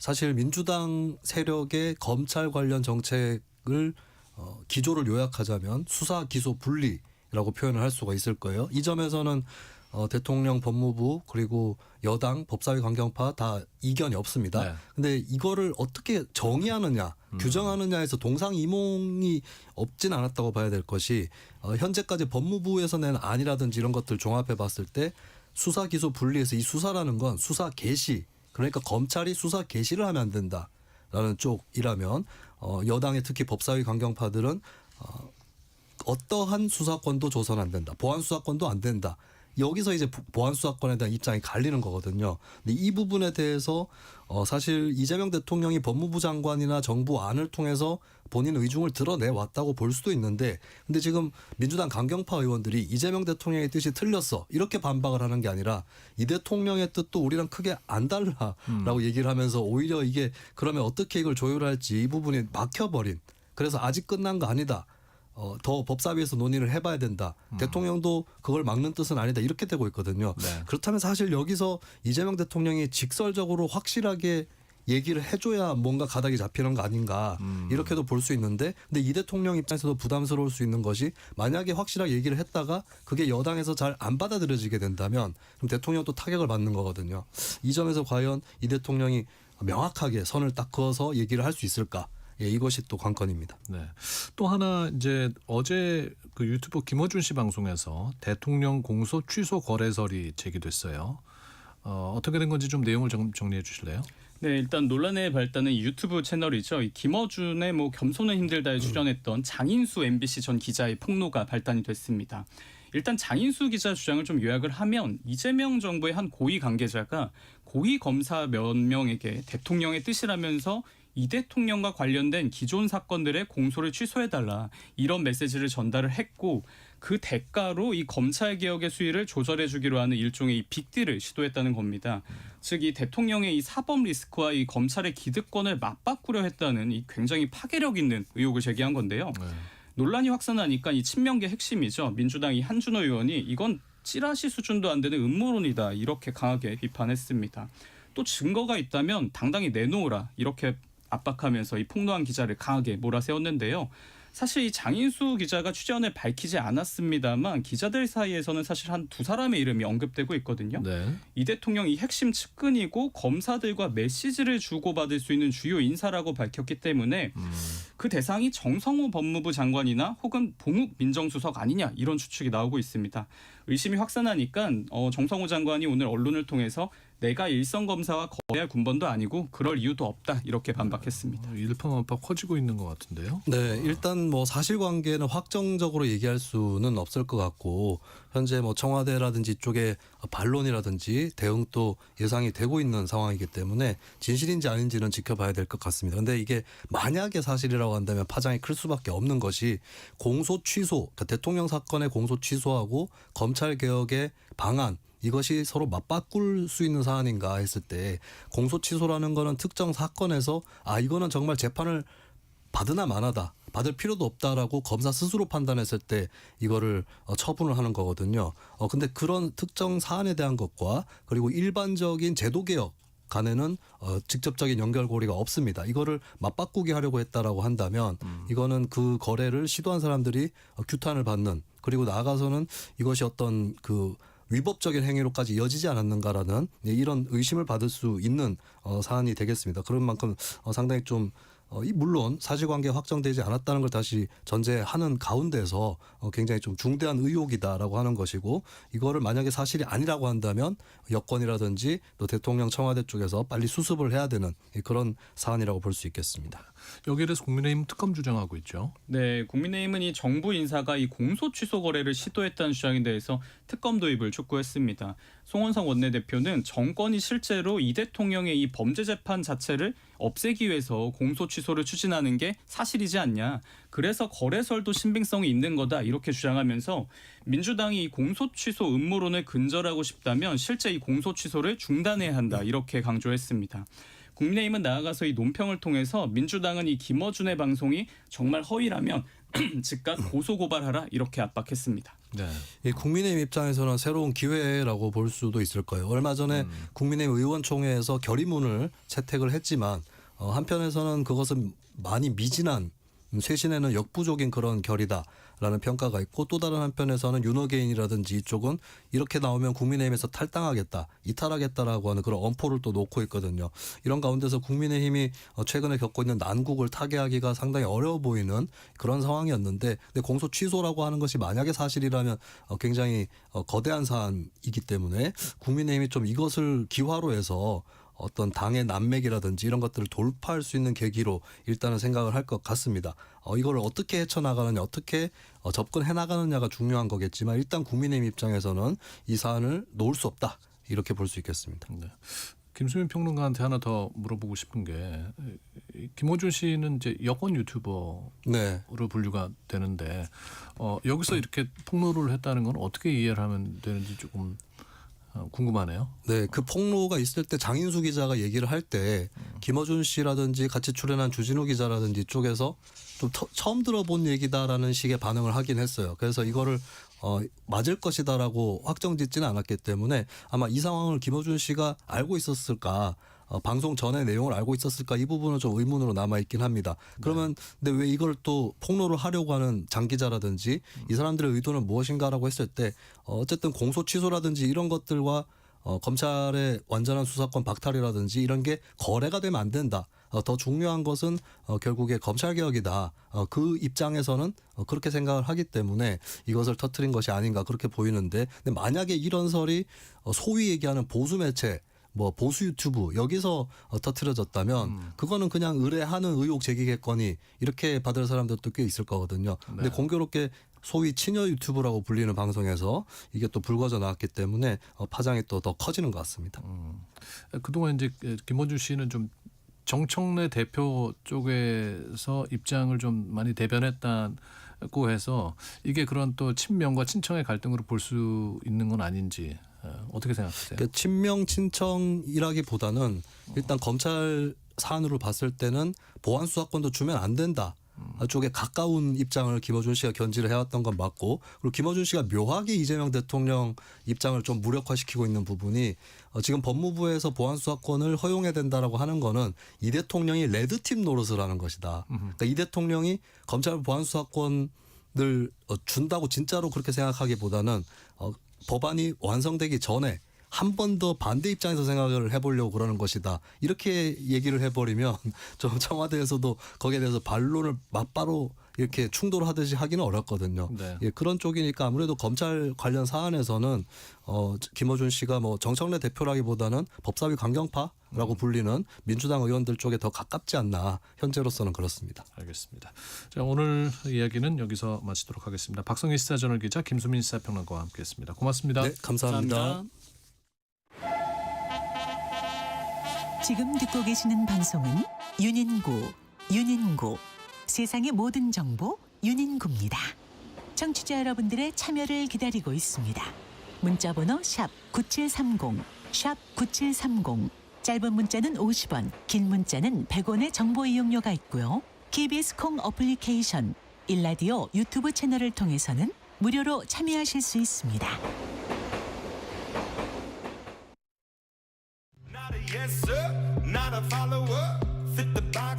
육선의 베테랑 경태가 직격하는 정치판, 여의도 1번가.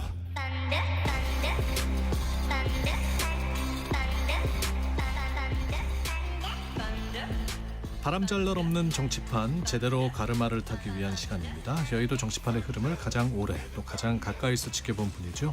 진격의 육선 조경태 국민의힘 의원 나오셨습니다. 어서 오십시오. 네, 안녕하십니까. 반갑습니다. 한미 의원연맹 회장으로 요즘 바쁘실 텐데 지난 9일에 그 제임스 헬러 주한 미국 대사 대리 만나셨죠. 어떤 이야기 나누셨어요? 지금 미국하고의 어떤 관세 문제라든지 또 뭐 안보 문제, 또 이란과 지금 전쟁을 하고 있지 않습니까? 그 우리 대한민국에 미칠 수 있는 그런 영향에 대한 문제, 폭넓게 많은 대화를 나눈 것 같습니다. 네. 이제 또 한미 의원연맹 대표 단장 자격으로 미국 가시잖아요. 네네. 23일 날 가시는 걸로 알고 있는데. 네, 23일부터 한 5박 7일 워싱턴 D.C.하고 또 우리 조선소가 있는 필라델피아를 방문해서 핵 잠수함 관련해서도 내용도 좀 살펴보고 또 관세 문제하고 또 여러 가지 국익에 도움될 만한 그런 부분에 대해서 현안 문제를 같이 좀 미국의 조야 관계자들하고 대화를 나누기 위해서 갑니다. 네. 그 이번 그 방문은 뭐 관세 문제와 관련해서 중요한 방문이 아닐까 싶은데 그 미국 만나실 대상자들도 누구 만나시는지는 결정이 됐어요? 사실은 일주일이 좀 국회 일정 때문에 밀렸거든요. 예. 그 지금 상하원 의원들하고 또 그 정부 관계자 그리고 미국에 있는 그 상공회의소 관계자들 네. 그리고 이제 그 쿠팡 관계자도 만나서 어쨌든 여러 가지 좀 풀어야 될 그런 숙제들을 정부가 잘 풀지 못하는 그런 부분들을 저희들이 한번 풀어보고자 이번에 방문하게 됐습니다. 네.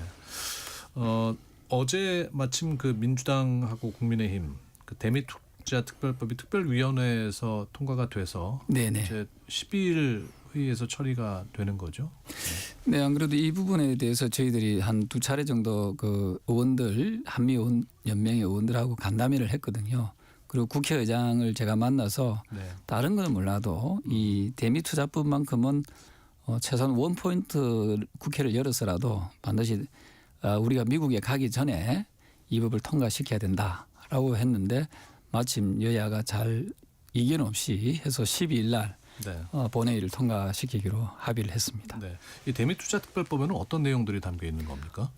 우리나라가 크게 보면은 그 3,500억 달러를 이제 미국에 투자하지 않습니까? 그 1,500억 달러는 민간에서 투자하는 거거든요. 네. 주로 이제 조선 분야에 투자를 합니다만 나머지 2,000억 달러를 가지고 어디에 어떻게 적절하게 투자를 할 것인가. 그리고 한국의 입장에서는 2,000억 불이면 한 300조쯤 되거든요. 네.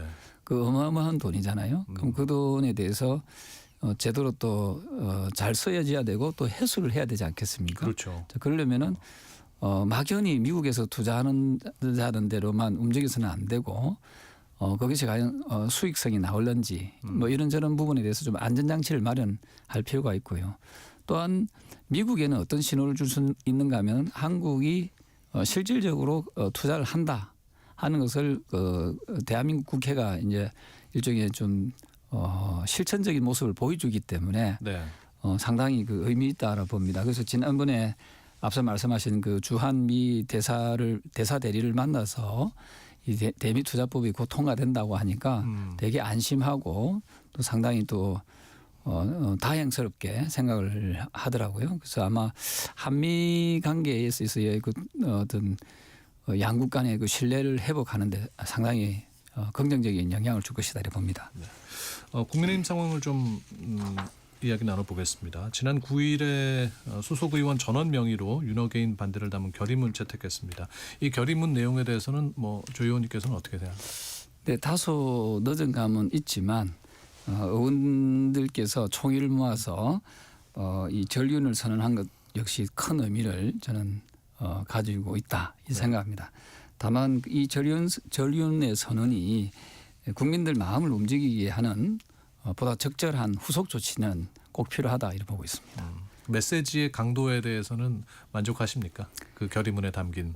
다소 좀 아쉬운 부분도 있지만 어쨌든 첫걸음을 뗐다는 게 저는 다행스럽고 또 하나가 만장일치로 동의를 했다는 것에 대해서는 이제 사실 빼도 박도 못하는 거잖아요. 네. 이래 놓고 또 저륜이 아니다라고 하는 사람들은 저는 정계 은퇴를 해야 된다 이런 생각을 합니다. 그리고 이제 윤석열 위헌적이고 불법적인 윤석열 전 대통령의 비상계엄 그 이전으로 대한민국을 이제 정상화시키는데 우리 국민의힘이 좀 앞장서야 되고요. 그러려면은 말로만으로 그냥 사과하고 이 결의문을 발표하는 데서 거쳐서는 안 된다 생각하거든요.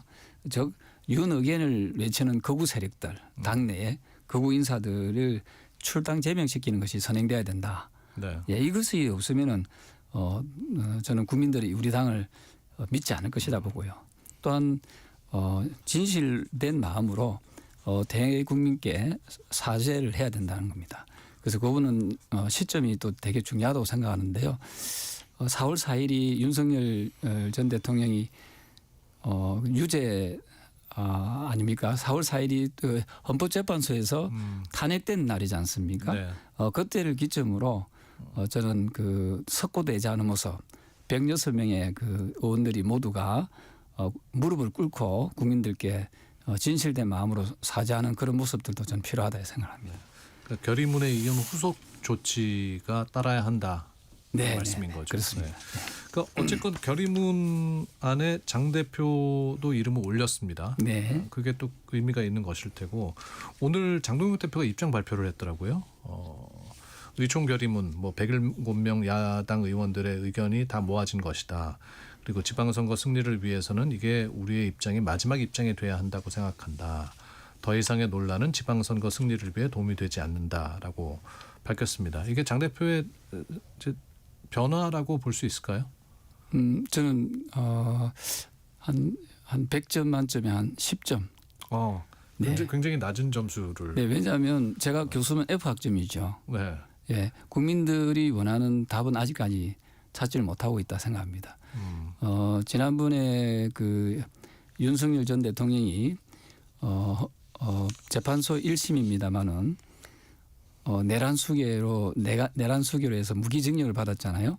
그 다음 날 기자회견하면서 윤석열과 절연하자고 하는 사람들과 절연해야 된다. 네. 그런 그 막말 수준의 발언을 했지 않습니까? 거기에 국민들이 되게 분노했거든요. 이 발언에 대해서 즉각 철회하고 본인이 명색이 공당의 대표지 않습니까?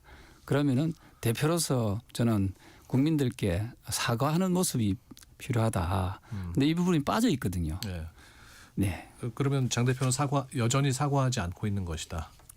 네, 아마 뭐 거짓말 탐지기를 가지고 하면은 답이 나오지 않겠습니까? 저는 명백히 가짜 사과를 하고 있다 생각합니다. 그래서 일부에서는 이제 뭐 장 대표를 비롯한 의원님께서도 좀 전에 얘기하셨지만은 그 윤 어게인 세력을 추종하는 당내 그 집행부의 사퇴가 있어야 된다라고 말씀을 하셨는데 장동혁 지도부 사퇴해야 된다고 생각하십니까? 제가 오늘 2시 40분부터 이제 기자회견을 할 텐데요. 지금 방송 마치고 가셔서 이제 네네 할 텐데다만 그게 제가 5가지 후속 조치에 대해서 제안을 할 겁니다. 네, 그 이후에 또 제 입장을 추후에 밝히도록 하겠습니다. 네. 네. 미리 알려주시면 안 되는 거예요 여기서? 오늘은 아마 그 기자회견문에도 5가지의 후속 조치는 나오지만 그 다음 부분은 다음 스텝에서 제가 좀 말씀드릴게요. 일단 기회를 주는 거죠. 예, 지금 현 지도부에 기회를 주는데 사실은 좀 말귀를 좀 알아들었으면 좋겠다. 제가 뭐 어려운 용어 쓰는 것도 아니고 네. 영어로 말씀드리는 것도 아니고 저는 극히 정상적인 아주 쉬운 단어로 지금 말씀드리는데 이것조차도 말귀를 못 알아듣는다면 사뭇 심각하죠. 네. 유축컨대 앞서 뭐 조 의원님께서 앞부분에 말씀하셨던 그런 정확한 사과가 없었고 윤어게인을 아직 떠나보내지 못하고 있는 당내 지도부는 그만둬야 된다는 내용들이 포함될 것 같습니다. 기자회견 내용 중에. 네. 그거는 또 기자회견을 살펴보기로 하고요. 유튜버 전한길 씨가 탈당한다고 했다가 또 그걸 또 철회했더라고요. 그 철회 내용이 좀 석연찮은 게 내란 수계를 변론하고 있는 윤석열 전 대통령의 변호인들이 극구 말렸다라거든요. 그 철회한 이유가. 네. 그러면은 결국은 윤어게인 세력에 의해서 계속 우리 당에 혼란을 부추길 수밖에 없다고 생각하고요. 저는 한번 내뱉은 말은 책임을 질 수 있어야 되는데 네. 전한길 씨도 그렇게 썩 용기 있는 사람은 아닌 것 같습니다. 그럼 전한길이나 고성국 같은 사람들이 국민의힘을 떠나야 한다고 생각하시는 거예요? 네, 우리 당의 그 윤어게인을 외치고 부정선거를 외치는 그 소위 말해서 극우 세력들은 저는 떠나는 게 아니고요. 그 떠나게 하면서 명예를 주는 거잖아요. 스스로 떠나게 하는 거니까. 제명시키고 출당시켜야 된다. 네. 그 떠나는 것조차도 명예롭게 떠나게 해서는. 그럼요. 우리가 정통 보수라고 하면은 네. 정말 106명, 107명 전원이었잖아요. 한 분이 지금 구속돼 있으니까. 전원이 우리가 비상계엄이 잘못했다 사과를 했지 않습니까? 또 윤석열과 절연하겠다고 선언했지 않습니까? 그러면은 장동혁 지금 대표도 거기에 포함됐다고 오늘 이야기했지 않습니까? 네. 그럼 그게 일맥상통하고 은행일치가 되려면 어떻게 해야 됩니까? 그렇지 않게 지금 자꾸 주장하는 사람들은 당연히 당에서 내쫓아야 되지요. 네. 예, 그렇지 않다면은 그거는 국민들을 기만하는 행위가 된다 이렇게 생각합니다. 네. 지난 월요일에 있었던 의총에서는 한동훈 전 대표 제명 철회 문제도 논의됐다면서요? 네, 제가 그 자리에서 그 말씀을 드렸거든요. 조 의원님께서요? 예, 왜냐하면 한동훈 전 대표는 어쨌든 12.3 비상계엄이 위헌이고 불법이라는 명확한 그 입장을 밝히지 않습니까? 그럼 우리 당이 비상계엄이 잘못됐다 하면은 비상계엄이 잘못됐다는 것 이제서 사과를 한다면은 만장일치로 사과했다면은 비상계엄이 잘못됐다고 주장했던 분들을 처벌하면 안 되지 않습니까? 그 또한 어불성설이잖아요. 예. 그래서 바른 말을 했던 분들 비상계엄에 대해서 일관성 있게 이건 잘못됐다고 주장했던 정치인들은 다시 복귀시켜야 된다. 그래서 제명을 철회하고 다시 복당시키는 것이 그게 순리가 아니겠나 생각을 합니다. 네. 제 말이 틀렸나요? 글쎄요. 지금 말씀하시는 그 조 의원님께서 뭐 전한길 고성국은 제명을 시켜야 되는 게 맞는 것이고 한동훈 전 대표 같은 경우는 다시 복당을 시켜야 되는 게 맞는 거. 이게 지금 현 장동혁 체제 안에서 장 대표가 받아들일 수 있는 그걸 안 받아들인다는 것은 이번에 절의원 선언한 결의문은 가짜죠, 가짜 결의문이 되죠. 왜냐하면 거기에 보면 명백히 비상계엄이 잘못했다고 이야기했잖아요. 네. 그 비상계엄이 잘못했다 하면 비상계엄이 잘못했다라고 주장했던 분들을 왜 제명하고 또는 징계를 줍니까? 이거는 논리적으로 안 맞는 거죠. 아마 초등학생들한테 이 논리적인 부분에 대해서 이렇게 의견을 물어도 납득이 안 되는 행위이지 않겠습니까? 네. 예, 그리고 국민의힘이 지금 현재 이 정도의 수준입니다, 사실은. 아니 그럼 의총 부분에서 그렇게 조 의원께서 주장하신 한 전 대표의 복당 문제에 대해서는 뭐 그 후속 조치가 있어야 된다. 그러니까 후속 찬성 의견들이 나오고 뭐 어떤 갑론을박이 있었습니까? 아니면은 뭐 반대 의견은 없었던 것 같고요. 네. 어쨌든 그 대표가 이런 의견들을 이제 모아서 이야기를 하겠지만 장 대표는 그냥 듣고 있었고. 네, 상식을 이렇게 가진 정치인 또는 대표면은 아마 그 정도의 이해력은 있을 거다 생각합니다. 그래서 오늘 방송 끝나고 가서 조 의원님께서 하실 기자회견 내용이 어떤 건지 되게 궁금해지는데요. 지금 많이 제가 말씀을 드려가지고. 네, 알겠습니다. 오세훈 서울시장은 이제 다시 공천 신청을 하는 겁니까? 정치는 본인이 판단해서 할 문제니까 아마 오 시장한테 직접 물어보시는 게 좋을 것 같네요. 공관위에서는 뭐 그 충남도 그렇고 이 서울도 그렇고 다시 후보 신청을 아마 연장하겠다고 뭐 신청하지 않겠나 저는 그렇게 추측은 됩니다만은. 네.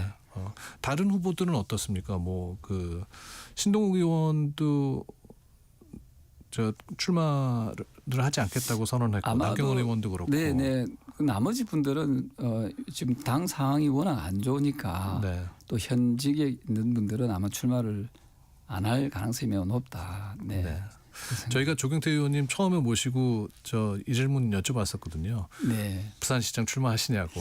그래서 지금 그때는 고민 중이라 그러셨는데. 네, 당 분위기로 봤을 때는 뭐 어쨌든 당을 좀 바로 세우는 일이 훨씬 더 중하고 더 급하다 이 생각을 합니다. 우리 당이 좀 정상적인 정당, 정통 보수 정당으로서 거듭나는 데 있어서 제가 최다선 중진으로서 좀 역할이 있지 않을까 생각을 합니다. 네.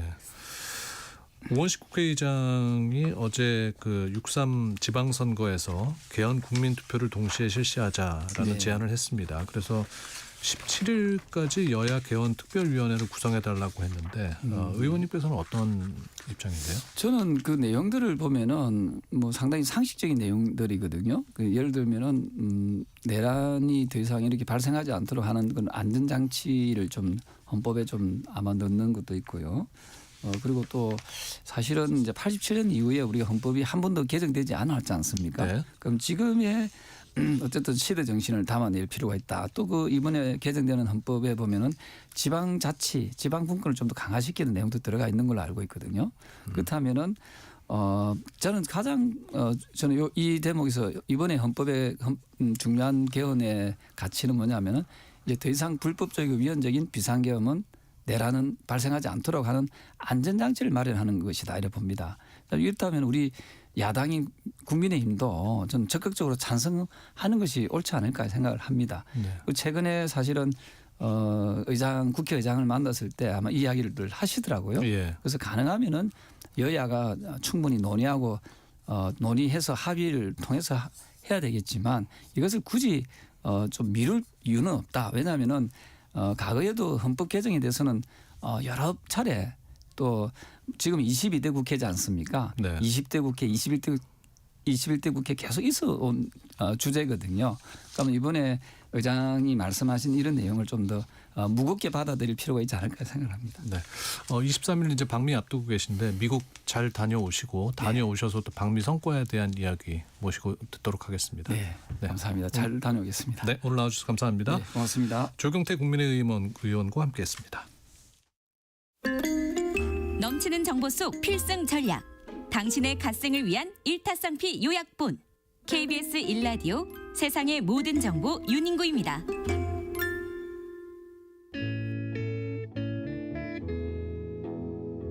인구와 터놓고 하는 뷰티풀한 이야기. 인터뷰.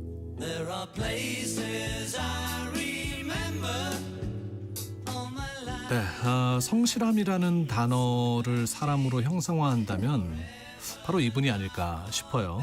무려 33년 동안 매일 라디오 마이크 앞에 서서 청취자들에게 웃음을 선물해 주셨던 분이죠. 오랜 세월 라디오를 지켜온 국민 DJ였고 또 16년째 매주 수요일 아침에 KBS 1텔레비전 아침마당을 지키고 있는 방송인입니다. 김혜영 씨 모셨습니다. 어서 오십시오. 안녕하세요. 아니 저는 반갑습니다. 평소에 누이라고 부르는 분이라서. 맞아요. 우리가 아침마당을 통해서 그렇죠. 그때 MC였을 때 그게 같이 벌써 만나서 10년이 넘었어요. 그러니까 우리 청취자분들은 중간에 제가 누나 해도 좀 이해해 주셔야 돼. 저도 이렇게 복도에서 가끔 만나면 네. 뭐 아나운서 누구씨 이게 아니라 윤구야. 빨리 안아줘. 안아줘야지. 그래서 제가 때를 쓰는데. 아니, 정말 김혜영 누이는 언제 봐도 한결같이 좋은 사람 같아요. 그냥 가서 의지하고 싶고 안기고 싶고 그게 누님만의 매력이 아닌가 근데 싶습니다. 윤구 씨도 마찬가지예요. 가면 뭔지 모르지만 가서 이야기를 해야 될 것 같고 또 나의 비밀도 살짝 털어놔야 될 것 같고 그러면서 야 밥 한번 먹을까? 그리고 이제 술 한 잔들 기울이고 싶은 그런 사람이 진짜 윤구 씨예요. 아니 오늘 정말 나와주셔서 감사드리고 초대해 주셔서 너무 고맙죠. 게다가 또 얼마 전에 손주를 보셨다며. 그러게요. 제가 할머니가 될 줄은 꿈에도 생각하지 못했는데. 진짜 축하드려요. 맞아요. 손자. 손자. 요즘에 아이들의 얼굴이 딸을 키웠을 땐 잘 몰랐는데 바쁘니까 일 나가는 게 더 많아서 지금은 이제 아이가 이제 통화를 계속 하잖아요. 영상으로 보내주니까 얼굴이 매일매일 다르다는 걸 새삼스럽게 알았어요. 이게 또 경험하지 못하던 세상일 거 아니에요. 맞아요. 남의 손주들은 많이 봤어도 분명히 내 아이도 그랬을 텐데 나는 그걸 지켜보지 못한 상태에서 이제 딸로 인해서 아이들이 이렇게 성장을 하는 거구나. 그랬구나라는 생각에 좀 미안함과 또 이제 신비로움을 또 같이 경험하고 얼마나 있어요. 됐어요? 손자 보신지? 진짜 한 달 살짝 조금 더 됐어요. 이제 안아보셨나? 안아봤는데 어떻게 안아야 될지.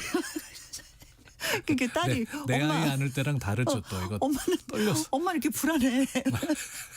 엄마 너무 불안해. 나도 그렇게 안았어. 근데 아니 옛날에는 잘했을 것 같았는데 지금은 이게 손준이가 더 조심스러운 것 같아요. 혹시나 두 딸을 키워 보셨음에도 맞아요. 그리고 너무 오래간만이다.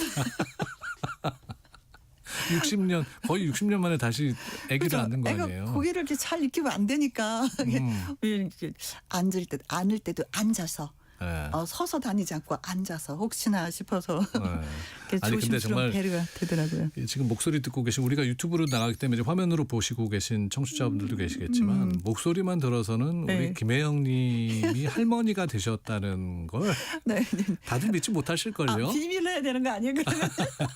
이제 온 세상이 다 아는데 여기저기서 얘기하셨더만. 맞아요. 할머니 됐다고. 자꾸 물어보니까 딸 결혼했는데 소식 있어요. 그래서 있어요 하면서 그때 와주셔서 너무 고마운데요. 네. 손주가 태어났어요. 이러다 보니까 저는 그건 좀 누나 방송국 쪽에서는 물어보지 않아도 그냥 절로 여기 가서 자랑하고 저희 가서 자랑하게 돼요. 네. 네. 자랑하셔도 돼요. 약간 수다스러운 할머니가 됐어요. 아니 지금 뭐 문자가 쇄도를 하고 있는데요. 네. 청취자분들이 이제 혜영 언니 목소리 들으니까 너무 좋다면서. 반갑습니다. 3928님 목소리 들으니 소름 돋아요. 너무 좋아요. 김혜영 하시면서 보내주셨고 김미숙님은 혜영 언니 아침마당에서 봤는데 나오신다니 두 손 벌려. 오늘 진짜 오늘 아침에 생방하고 오셨잖아요. 네. 수요일. 그래서 오늘 제가 지금 보이는 라디오로 보고 계시는 분들이 혜영이 좀 이쁘다라고 생각하시는 게 잘 돼 있어. 아직. 원래 늘 맨 얼굴로 다니는데 오늘은 좀 네. 언니 방부제 미모 너무 부러운데 비결 좀 알려주세요 하셨고요. 감사합니다. 네, 손두기님 싱글벙글 김혜영을 만난다고 하니 기대되네요 하셨습니다. 신지영님은 어머 목소리가 그대로세요 하고 하트를 막 여러 개를 보내주셨네.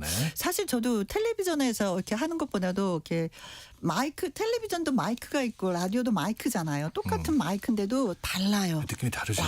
라디오의 마이크는 달라요. 그래서 더 제가 잘하는 것 같아요. 텔레비전보다도 라디오를. 저도 정말 이게 저도 이 라디오 스튜디오에 앉아서 진행을 한 게 한 18년 만에 다시 라디오 돌아와서 진행을 해보는데 축하돼요. 정말. 뭔지 이거는 약간 무장 해제된 느낌? 약간 계급장서로 때. 그래서 우리 이 할매 네. 김장 조끼를 입으시라 그런 것도 너무 좋아 이거. 나이 차이고 뭐 지금 조경태 의원 다녀가셨지만 네. 뭐 국회의원과 누구고 그런 네. 거 다 없이 그냥 하나가 되는 느낌이에요. 그래서 이 조끼 입고 다 같이 단합대회 하고. 오늘 또 안에 빨간 색깔 입고 오셔서 한결 젊어 보이셔 또. 고맙습니다. 처녀 김혜영으로 돌아간 것 같으셔. 진짜 네. 아가씨. 아니 근데 좋다, 오늘 분위기. 이제 그 우리 김혜영님을 모신 것도 제작진에서도 우리 이제 세상의 모든 정보 유니구입니다 론칭한 지 한 3개월 네네네. 채 안 됐어요. 네. 그래서 우리 좀 복도에서 만날 때 자랑했었잖아요. 라디오 프로 맡았다고. 와 축하해. 그래서 제가 바로 나오시라 그랬잖아요. 근데 우리 제작진 너무 좋아하고 다행이에요. 그리고 오늘 모신 거는 네. 윤인구 너 누님 보고 좀 배워라. 그래서 우리 제작진이 일부러 이제 어려운 발걸음 하시게 한 거예요. 네네네네. 좀 가르쳐 주세요. 33년 동안 어떻게 하실 수 있었던 거예요? 만약에 윤은구 교수님 또 KBS 아나운서니까 또 우리 그 후리 하시는 분들하고는 좀 다른 거잖아요. 저도 이제 그러니까는 후리 하신 분들한테는 제가 꼭 얘기하죠. 돈 얘기하지 마라. 그래야 장수한다. 첫째 비결? 네. 돈 얘기하지 마라. 왜냐면 또 이거 약간의 방송이 잘 된다 하면 가서 똑똑 녹화하고 저 출연료 조금 이럴 수도 있는 거잖아요. 그래서 돈 얘기하지 마라. 그리고 또 한 번은 PD 선생님 말 잘 듣고 작가 선생님 말 잘 들어라. 그러면 롱런한다라고 얘기를 하는데 뭐 윤인구 씨는 또 뭐 아나운서니까 뭐 출연료는 상관이 없는 거고 말 잘 들으면 돼요. 무조건. 말 잘 들으면 되는 거예요. 네. 까칠하게 하지 말고. 33년 동안 그것도 한 프로그램을 하셨다는 거는 우리 김혜영 씨께서 겉으로 그렇게 얘기하시는 거지. 그 성실함. 정말 저처럼 KBS가 직장처럼 MBC를 직장처럼 다니신 거 맞아요. 아니에요. 그러다가 이제 직장에서 남편도 만나신 거 아니에요. 맞아요. 형님 잘 계세요? 맞아요. 잘했어요. 근데 어느 날 문득 생각을 해보니까 가수분들한테 참 고맙고 감사하다라는 생각이 드는 거예요. 그래서 라디오가 뭐 2시간을 저희가 진행을 하지만 계속해서 원고로 얘기를 할 수가 그리고 또 아무리 뭐 안다고 해도 애드립으로 하기에는 벅찬 시간이거든요. 근데 그 중간에 이야기를 하고 원고를 하고 노래를 듣고 또 노래를 듣고 노래를 듣다 보니까 이게 이제 2시간이 짜임새가 있게 나가는 건데 그분들이 느닷없이 고맙고 감사하다라는 생각이 들어요. 만약에 노래가 없었다면 이 긴 시간을 강석 씨하고 저하고 같이 어떻게 메꿨을까. 그래서 그분들이 받아야 할 출연료 반은 내가 가져가는구나. 이런 생각도 하게 되고 또 라디오를 그만둘 때 가장 서운했었던 게 뭐였냐면 이 귀한 사람들을 이제는 어디 가서 만날까. 그게 좀 저는 좀 많이 슬펐었던 것 같아요. 네.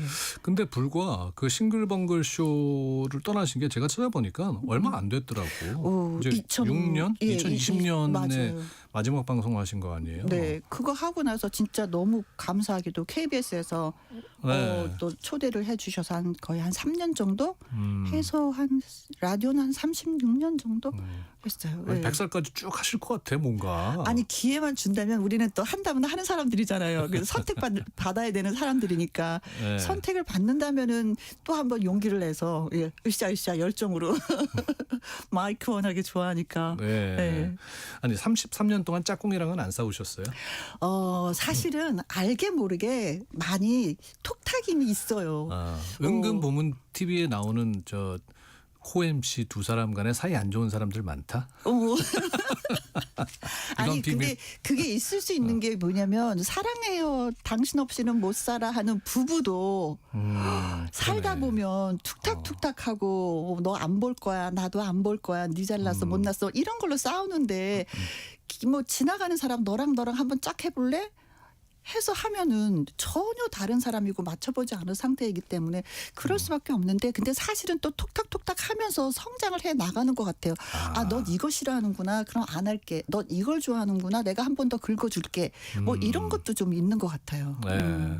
은근히 잘 돌려서 얘기하시네. 아니 근데 진짜 강석 씨는 잘 삐져요. 여기서 말씀해. 네, 그럼 막 한 달도 가고 두 달도 가고 우리 그랬어요. 네. 진짜 부부 같은. 네. 그래서 어느 날 음식점을 갔는데 거기 그 사장님이 그러시는 거예요. 이제는 강석 씨는 결혼 안 한 줄 알고 저는 결혼을 한 걸로 알거든요. 그래서 강석 씨가 혜영 씨 놓쳐서 장가를 안 가시는 거죠? 이러더라고요. 그래서 아니 이게 무슨 얘기냐고. 네. 그래서 웃었던 적도 있었어요. 재미난 사연들이 참 많았을 것 같은데 그 우리 청취자분들은 우리 그 김혜영 씨를 어떻게 처음 모습을 기억하지? 저는 누님 생각하면은 옛날에 웃음만 보기와에서 맞아요. 코미디언 시절을 처음 기억하고 81년도에. 처음 뵌 게. 근데 또 지금 세대는 김혜영 씨가 코미디언으로 데뷔를 하셨어라고 하면은 상상을 못 하시고 이제 가끔 가다가 아나운서 출신이세요? 이런 얘기는 좀 몇 번 왜냐면 주로 이제 마이크를 잡고 하니까 그런 표현을 하시는데 이제 지긋하신 분들은 와 상상이 안 돼요. 어떻게 코미디로 시작해서 이렇게 하셨어요?라고 하는데 요즘 분들은 뭐 그런 생각 자체를 못 하셨던 것 같은데 사실은 저 81년도 10월 달에 MBC 코미디언 3기로 들어온 거죠. 네. 정말 그 코미디 프로그램의 전성시대일 때. 맞아요. 그렇죠. 전성기여서 이런 역할도 해보고 저런 역할도 해보고 또 드라마도 해보고 리포터도 해보고 노래도 하셨잖아요. 영화도 해보고 노래는 이건 잘 그냥 모르실걸? 노래는 사람들? 그냥 과학의 힘으로 좀 못하는 건 좀 올려주고 또 너무 내려가는 건 좀 더 올려주고 뭐 이래서 아니 그러니까 정말 팔방미인이라서 그렇게 많은 프로그램에서 오셨나 봐요. 아니 근데 정말 고마웠었던 게 기회들이 좀 있었던 것 같아요. 근데 그 이제 기회를 길게 잡았으면 더 좋았었는데 노래는 금방 뽀롱이 나니까 더 이상은 안 되는 거고 그래서 인생을 이렇게 되돌아봤을 때는 좀 괜찮은 인생이다라는 그런 생각은 좀 해요. 코미디언의 세월은 그렇게 오래 가진 않았습니까? 많이 길지는 않았어요. 그래서 81년 10월 달에 입사했으니까 1년은 전속돼 있고 한 길어야 한 5년 정도? 근데 그때의 모습도 굉장히 인상이 깊었던 것 같아요. 제가 추억하는 김혜영 씨에 대한. 네네. 그때 동기생이 한 20 몇 명이 들어갔었는데 누구예요? 지금은 한 분밖에 안 계세요. 김종석 씨라고 뚝딱이 어린이 프로그램 많이 맞아요. 하시는. 예. 그 동기 딱 한 명 남았어요. 그래서 맨 처음에 들어갔는데 A라는 아이를 키우는구나. B라는 아이를 키우는구나. 이게 느껴지더라고요. A라는 아이 하다가 안 되니까 접고 B라는 아이 하다가 안 되다가 접고 그때 이제 제가 3번째 당첨이 됐어요. 그래서 과가 영화과니까 약간 좀 대사를 할 때 소리 지르는 뭐 그런 건 있잖아요. 카메라 뭐 볼 줄 알고 하니까 그때 이제 저를 키운다는 걸 느꼈어요. 그래서 최선을 다하면은 여기서 내려가지는 않겠구나. 그래서 저는 하여튼간 열심히 했었던 것 같아요. 그래서 코미디 프로 하나하나 하고 드라마를 좀 더 많이 했어요. 드라마 파트에서 또 드라마 해보지 않겠느냐. 그래서 베스트셀러 하고 뭐 한지붕 세 가족도 하고 전원일기도 또 했었고 사이코 드라마 당시 하여튼간 좀 드라마를 좀 해봐서 연기력을 좀 많이 키웠었어요. 오히려 웃긴 캐릭터보다는 그런 정극 예, 맞아요. 잘 어울. 그래서 코미디 프로도 배역이 좀 그런 쪽이었어요. 이렇게 선배님들이 다 이렇게 받쳐주시니까 내가 굳이 웃기는 연기를 하지 않아도 되는 거고 또 사실은 제가 라디오를 선택했던 이유가 웃기는 걸 제가 못하더라고요. 에이? 그래서 코미디언은 어떻게 합격하신 거예요, 그러면? 그때는 코미디 탤런트라는 타이틀이 있었어요. 연기를 할 수 있었구나. 예. 아. 그래서 고민을 많이 하다가 라디오에서 콜이 왔길래 그럼 선생님들한테 여쭤보니까 라디오 괜찮다 추천한다 해서 그래서 그렇게 라디오를 시작이. 예. 이경복님께서 원조 미녀 코미디언이시라고. 네. 고맙습니다. 김나경님 예전에 중딩 때 통학버스에서 싱글벙글쇼 종종 들었습니다 하셨고요. 맞아. 4915님은 김혜영님 싱글벙글 낮 12시 2시간 동안 MBC 잡고 있었지요. 그때 점심 먹으면서 매일 들었는데 지금 윤인구로 이사했다고. 마침 이 시간이셨네, 그렇죠? 맞아요. 예. 12시 때부터 이제 2시까지. 김명환님 혜영 언니 라디오 그만두시고 저는 우울증 왔다고. 언니 너무 보고 싶었는데 세모정에서 초대해 주시니 정말 감사해요. 정말 많은 문자들이 오고 있는데 이게 우리가 시작됐어야 되는데 지금 보고 계시고 듣고 계신 분들한테 인사 한 말씀 하셔야 되겠다. 진짜 항상 늘 감사한 게 지금도 라디오를 떠났는데도 싱글벙글쇼 김혜영입니다라고 제가 인사를 드려요. 네, 여러분이 김혜영이다 또는 라디오를 들어주시면서 사연 주시고 추천 해주시고 편지 주셨던 그분들이 하나하나 쓰시면서 김혜영에 대한 기도를 해주신 게 아닌가라는 생각을 참 많이 하게 됩니다. 김혜영이다 할 때 김혜영 잘 됐으면 좋겠다. 라는 마음으로 제 이름을 불러주셔서 지금까지 여러분의 기도에 잘 돼요. 여기까지 초대를 받아서 오늘 또 여러분 라디오를 통해서 인사를 드리고 있습니다. 정말 감사하고요. 예, 건강하셨으면 좋겠어요. 얼마나 좋으실까. 김혜영 씨 목소리 들으셔서 오늘 아침에 또 TV에서 보시고 낮에는 네. 또 세상의 모든 정보 윤인구입니다 해서 또 목소리 들으시고. 저는 제가 너무 보시고. 좋아요. 예, 라디오를 한다는 그 자체가 그냥 초대 손님으로 와도 그냥 막 흥분이 돼요. 라디오 마이크는 그렇게 좋아요. 그러니까 뭔가 정말 이렇게 식구 같은 느낌. 네. 라디오가 좋은 게 뭐냐면 텔레비전으로 막 예를 들어서 뭘 실수를 했어요. 그럼 이 사람이 실수를 했어요라는 글을 써요. 근데 라디오는 실수를 하잖아. 괜찮아. 보듬어 주세요. 맞다. 네, 그런 게 있어요. 그래서 식구로 받아들이는구나, 가족으로 받아들이는구나라는 게 있어서 라디오는 그래서 조금 더 편안하게 수다를 떨어도 좀 괜찮아라는 생각을 좀 많이 하게 돼요. 네. 네. 오늘 보니까 굉장한 수다쟁이시네.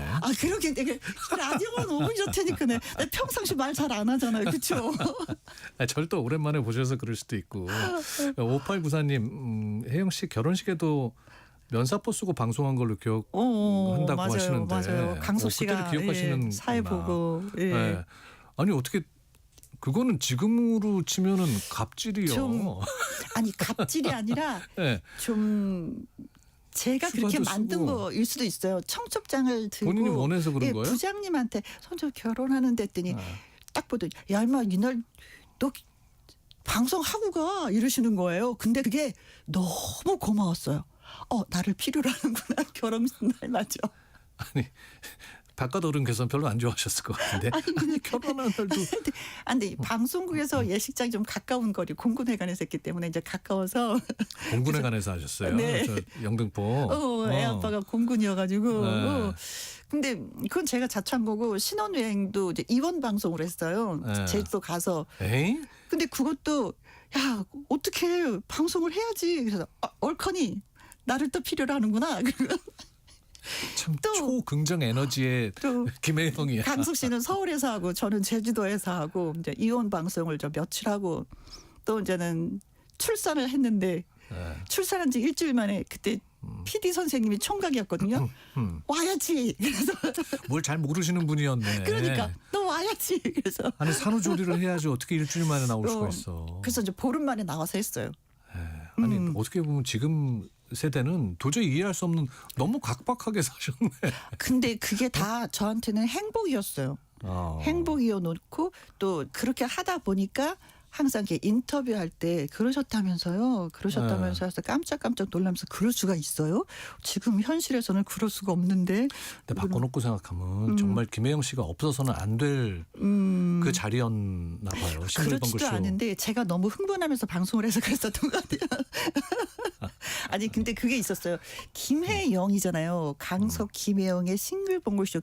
내 이름이 들어간다는 그 자체만으로도 책임감이 좀 많이 컸어요. 그렇죠. 예, 그래서 무슨 일에 있어도 나는 그 자리에 있어야지만이 된다라는 생각이 좀 많이 이 머릿속에 박혀 있었던 것 같았어요. 아니 근데 아프셨어요? 신장 때문에 좀 그때는 좀 많이 아파서 고생을 했는데 그때도 방송을 안 쉬셨다며? 그때 이제는 병원에 입원하고 막 이럴 때는 한 일주일 정도 쉬었어요. 쉬고 나서 저는 방송국에서 자체 내에서는 회의를 하신 거예요. 저렇게 많이 힘든데 방송 못할 것 같다. 김혜영이를 좀 하차를 본인의 건강을 위해서 해야 되지 않느냐라는 회의를 했는데 이제 그중에 한 선생님이 아니다. 쟤 꾸역꾸역 나온다. 쟤 꾸역꾸역 나와서 지금 버티면서 하고 있으니까 자기 본인 스스로가 그만둔다고 할 때까지 한번 보자. 근데 끝까지 그만둔다는 소리를 안 하더라는 거예요. 그래서 야, 너 진짜 대단하다. 근데 강석 씨가 그때 되게 많이 도와줬어요. 그래서 힘이 하나도 없으니까 이제는 꽁트는 좀 힘있게 하잖아요. 하고 나면 노래 나갈 때 저 또 엎드려 있고 편지도 이제 강석 씨가 좀 많이 읽어주고 제가 읽는 것 대신에 그래서 둘이 같이 하는 게 이래서 좋은 거구나 좀 많이 느꼈죠. 혼자 있으면 그거 못했을 텐데. 야, 그 김혜영의 긍정의 에너지의 원천은 뭡니까? 저는 그냥 이 순간을 즐기자예요. 항상. 근데 저는 이제 다른 사람들이 이게 말을 할 때는 그래. 진짜 긍정의 아이콘이에요. 근데 우리 딸은 아니 저는 김혜영 씨 10년 넘게 보면서 한 번도 이렇게 슬퍼 보이거나 그렇게 그런 모습을 본 적이 항상 두 발 벌리고 저쪽에서 이렇게 달려오는 웃는 얼굴의 김혜영 누나만 봤지. 근데 윤구 씨는 진짜 안아주고 싶어요. 제가 그렇게 여리게 보입니까 항상? 안아주고 싶어요. 동생 같아서 그런 것 같기도 하고. 아유, 그럼요. 근데 우리 딸은 항상 그래. 엄마는 부정의 아이콘이야 그래요. 내가 나이 들어가는 것에 대해서 걱정이 좀 있는 것 같아요. 그래서 내가 한 살 들어감에 있어서 내가 어떤 해야 하는 것들을 놔야 되는 것들이 점점 많아지는 거잖아요. 그거에 대한 두려움에 약간 그런 그 두려움에 약간 부정적인 거는 있어요. 내가 얼굴이 나이가 들었네. 여기 주름이 더 생겼네. 흰머리가 생겼네. 이런 거에 대한 약간의 좀 어떻게 보면 우리 딸의 표현에 의하면 부정적인. 근데 이제 최근에는 다시 한번 느꼈던 게 손주가 태어나니까 이런 기쁨이 있구나. 나이 드는 것도. 또 이럴 때 손주가 태어나네. 네, 그래서 복댕이네. 이런 기쁨. 그래 나이가 들어야지 가능한 거지라고 생각이 바뀌었어요. 지금 제가 시계 안 보고 방송을 큰일 날 뻔했네. 우리 58분에 방송 끝내야 되는데 벌써 56분이 넘었어요. 야, 이거 문자는 근데 소개해드려야 돼. 임미숙님, 김혜영 씨 오후 12시가 되면 흘러나오는 싱글벙글쇼의 로고송이 귀에 생생합니다. 사연 들으면서 웃고 울던 세월 같이 보냈어요. 백인명님 싱글벙글쇼 중학교 2학년 때 들었는데요. 지금 40이 넘었어요. 두 분 떠날 때 저도 울었답니다. 하시고 지금 계속 읽으니까 우리 또 이수민 PD가 계속 문자를 올려줘. 시간은 없는데. 감사합니다. 지금 아침마당 수요일 날 또 16년째 함께하고 계신데 어디가 더 정이 가세요? TV 라디오? 저는 아무래도 라디오? 망설임 없이 라디오를 선택할 수 있을 것 같아요. 오늘 마지막 질문은 이걸로 마쳐야 될 것 같아요. 요즘 참 어렵다들 많이 하시잖아요. 네. 청취자 여러분들께 어떻게 긍정적인 김혜영처럼 긍정적인 마음을 가져라. 이렇게 살면 긍정적이 된다. 네. 제 싱글벙글쇼 중에 한 코너가 있거든요. 아시는 분은 아시는데 책상 밑에서 해야지 되는 거예요. 네. 계세요 또리 엄마 뭐 이런 코너가 있었어요. 근데 참 많이 사랑을 해주셔서 글로 광고도 하고 했었는데 계세요. 또리 엄마처럼 건강하고 옆 사람이 무언가 빌리러 와도 항상 내줄 줄 알고 마음 너그럽게 생각을 하면은 사회가 더 밝아지지 않을까라는 그런 알겠습니다. 생각을 해보게 됩니다. 네. 다음에 또 한번 나와주셔야 돼요. 네. 아싸. 자, 오늘 감사하고요. 네. 지금까지 김혜영 씨와 이야기 나눴습니다. 고맙습니다. 고맙습니다. 건강하세요. 세상의 모든 정보 윤인구입니다. 수요일 순서 마치겠습니다.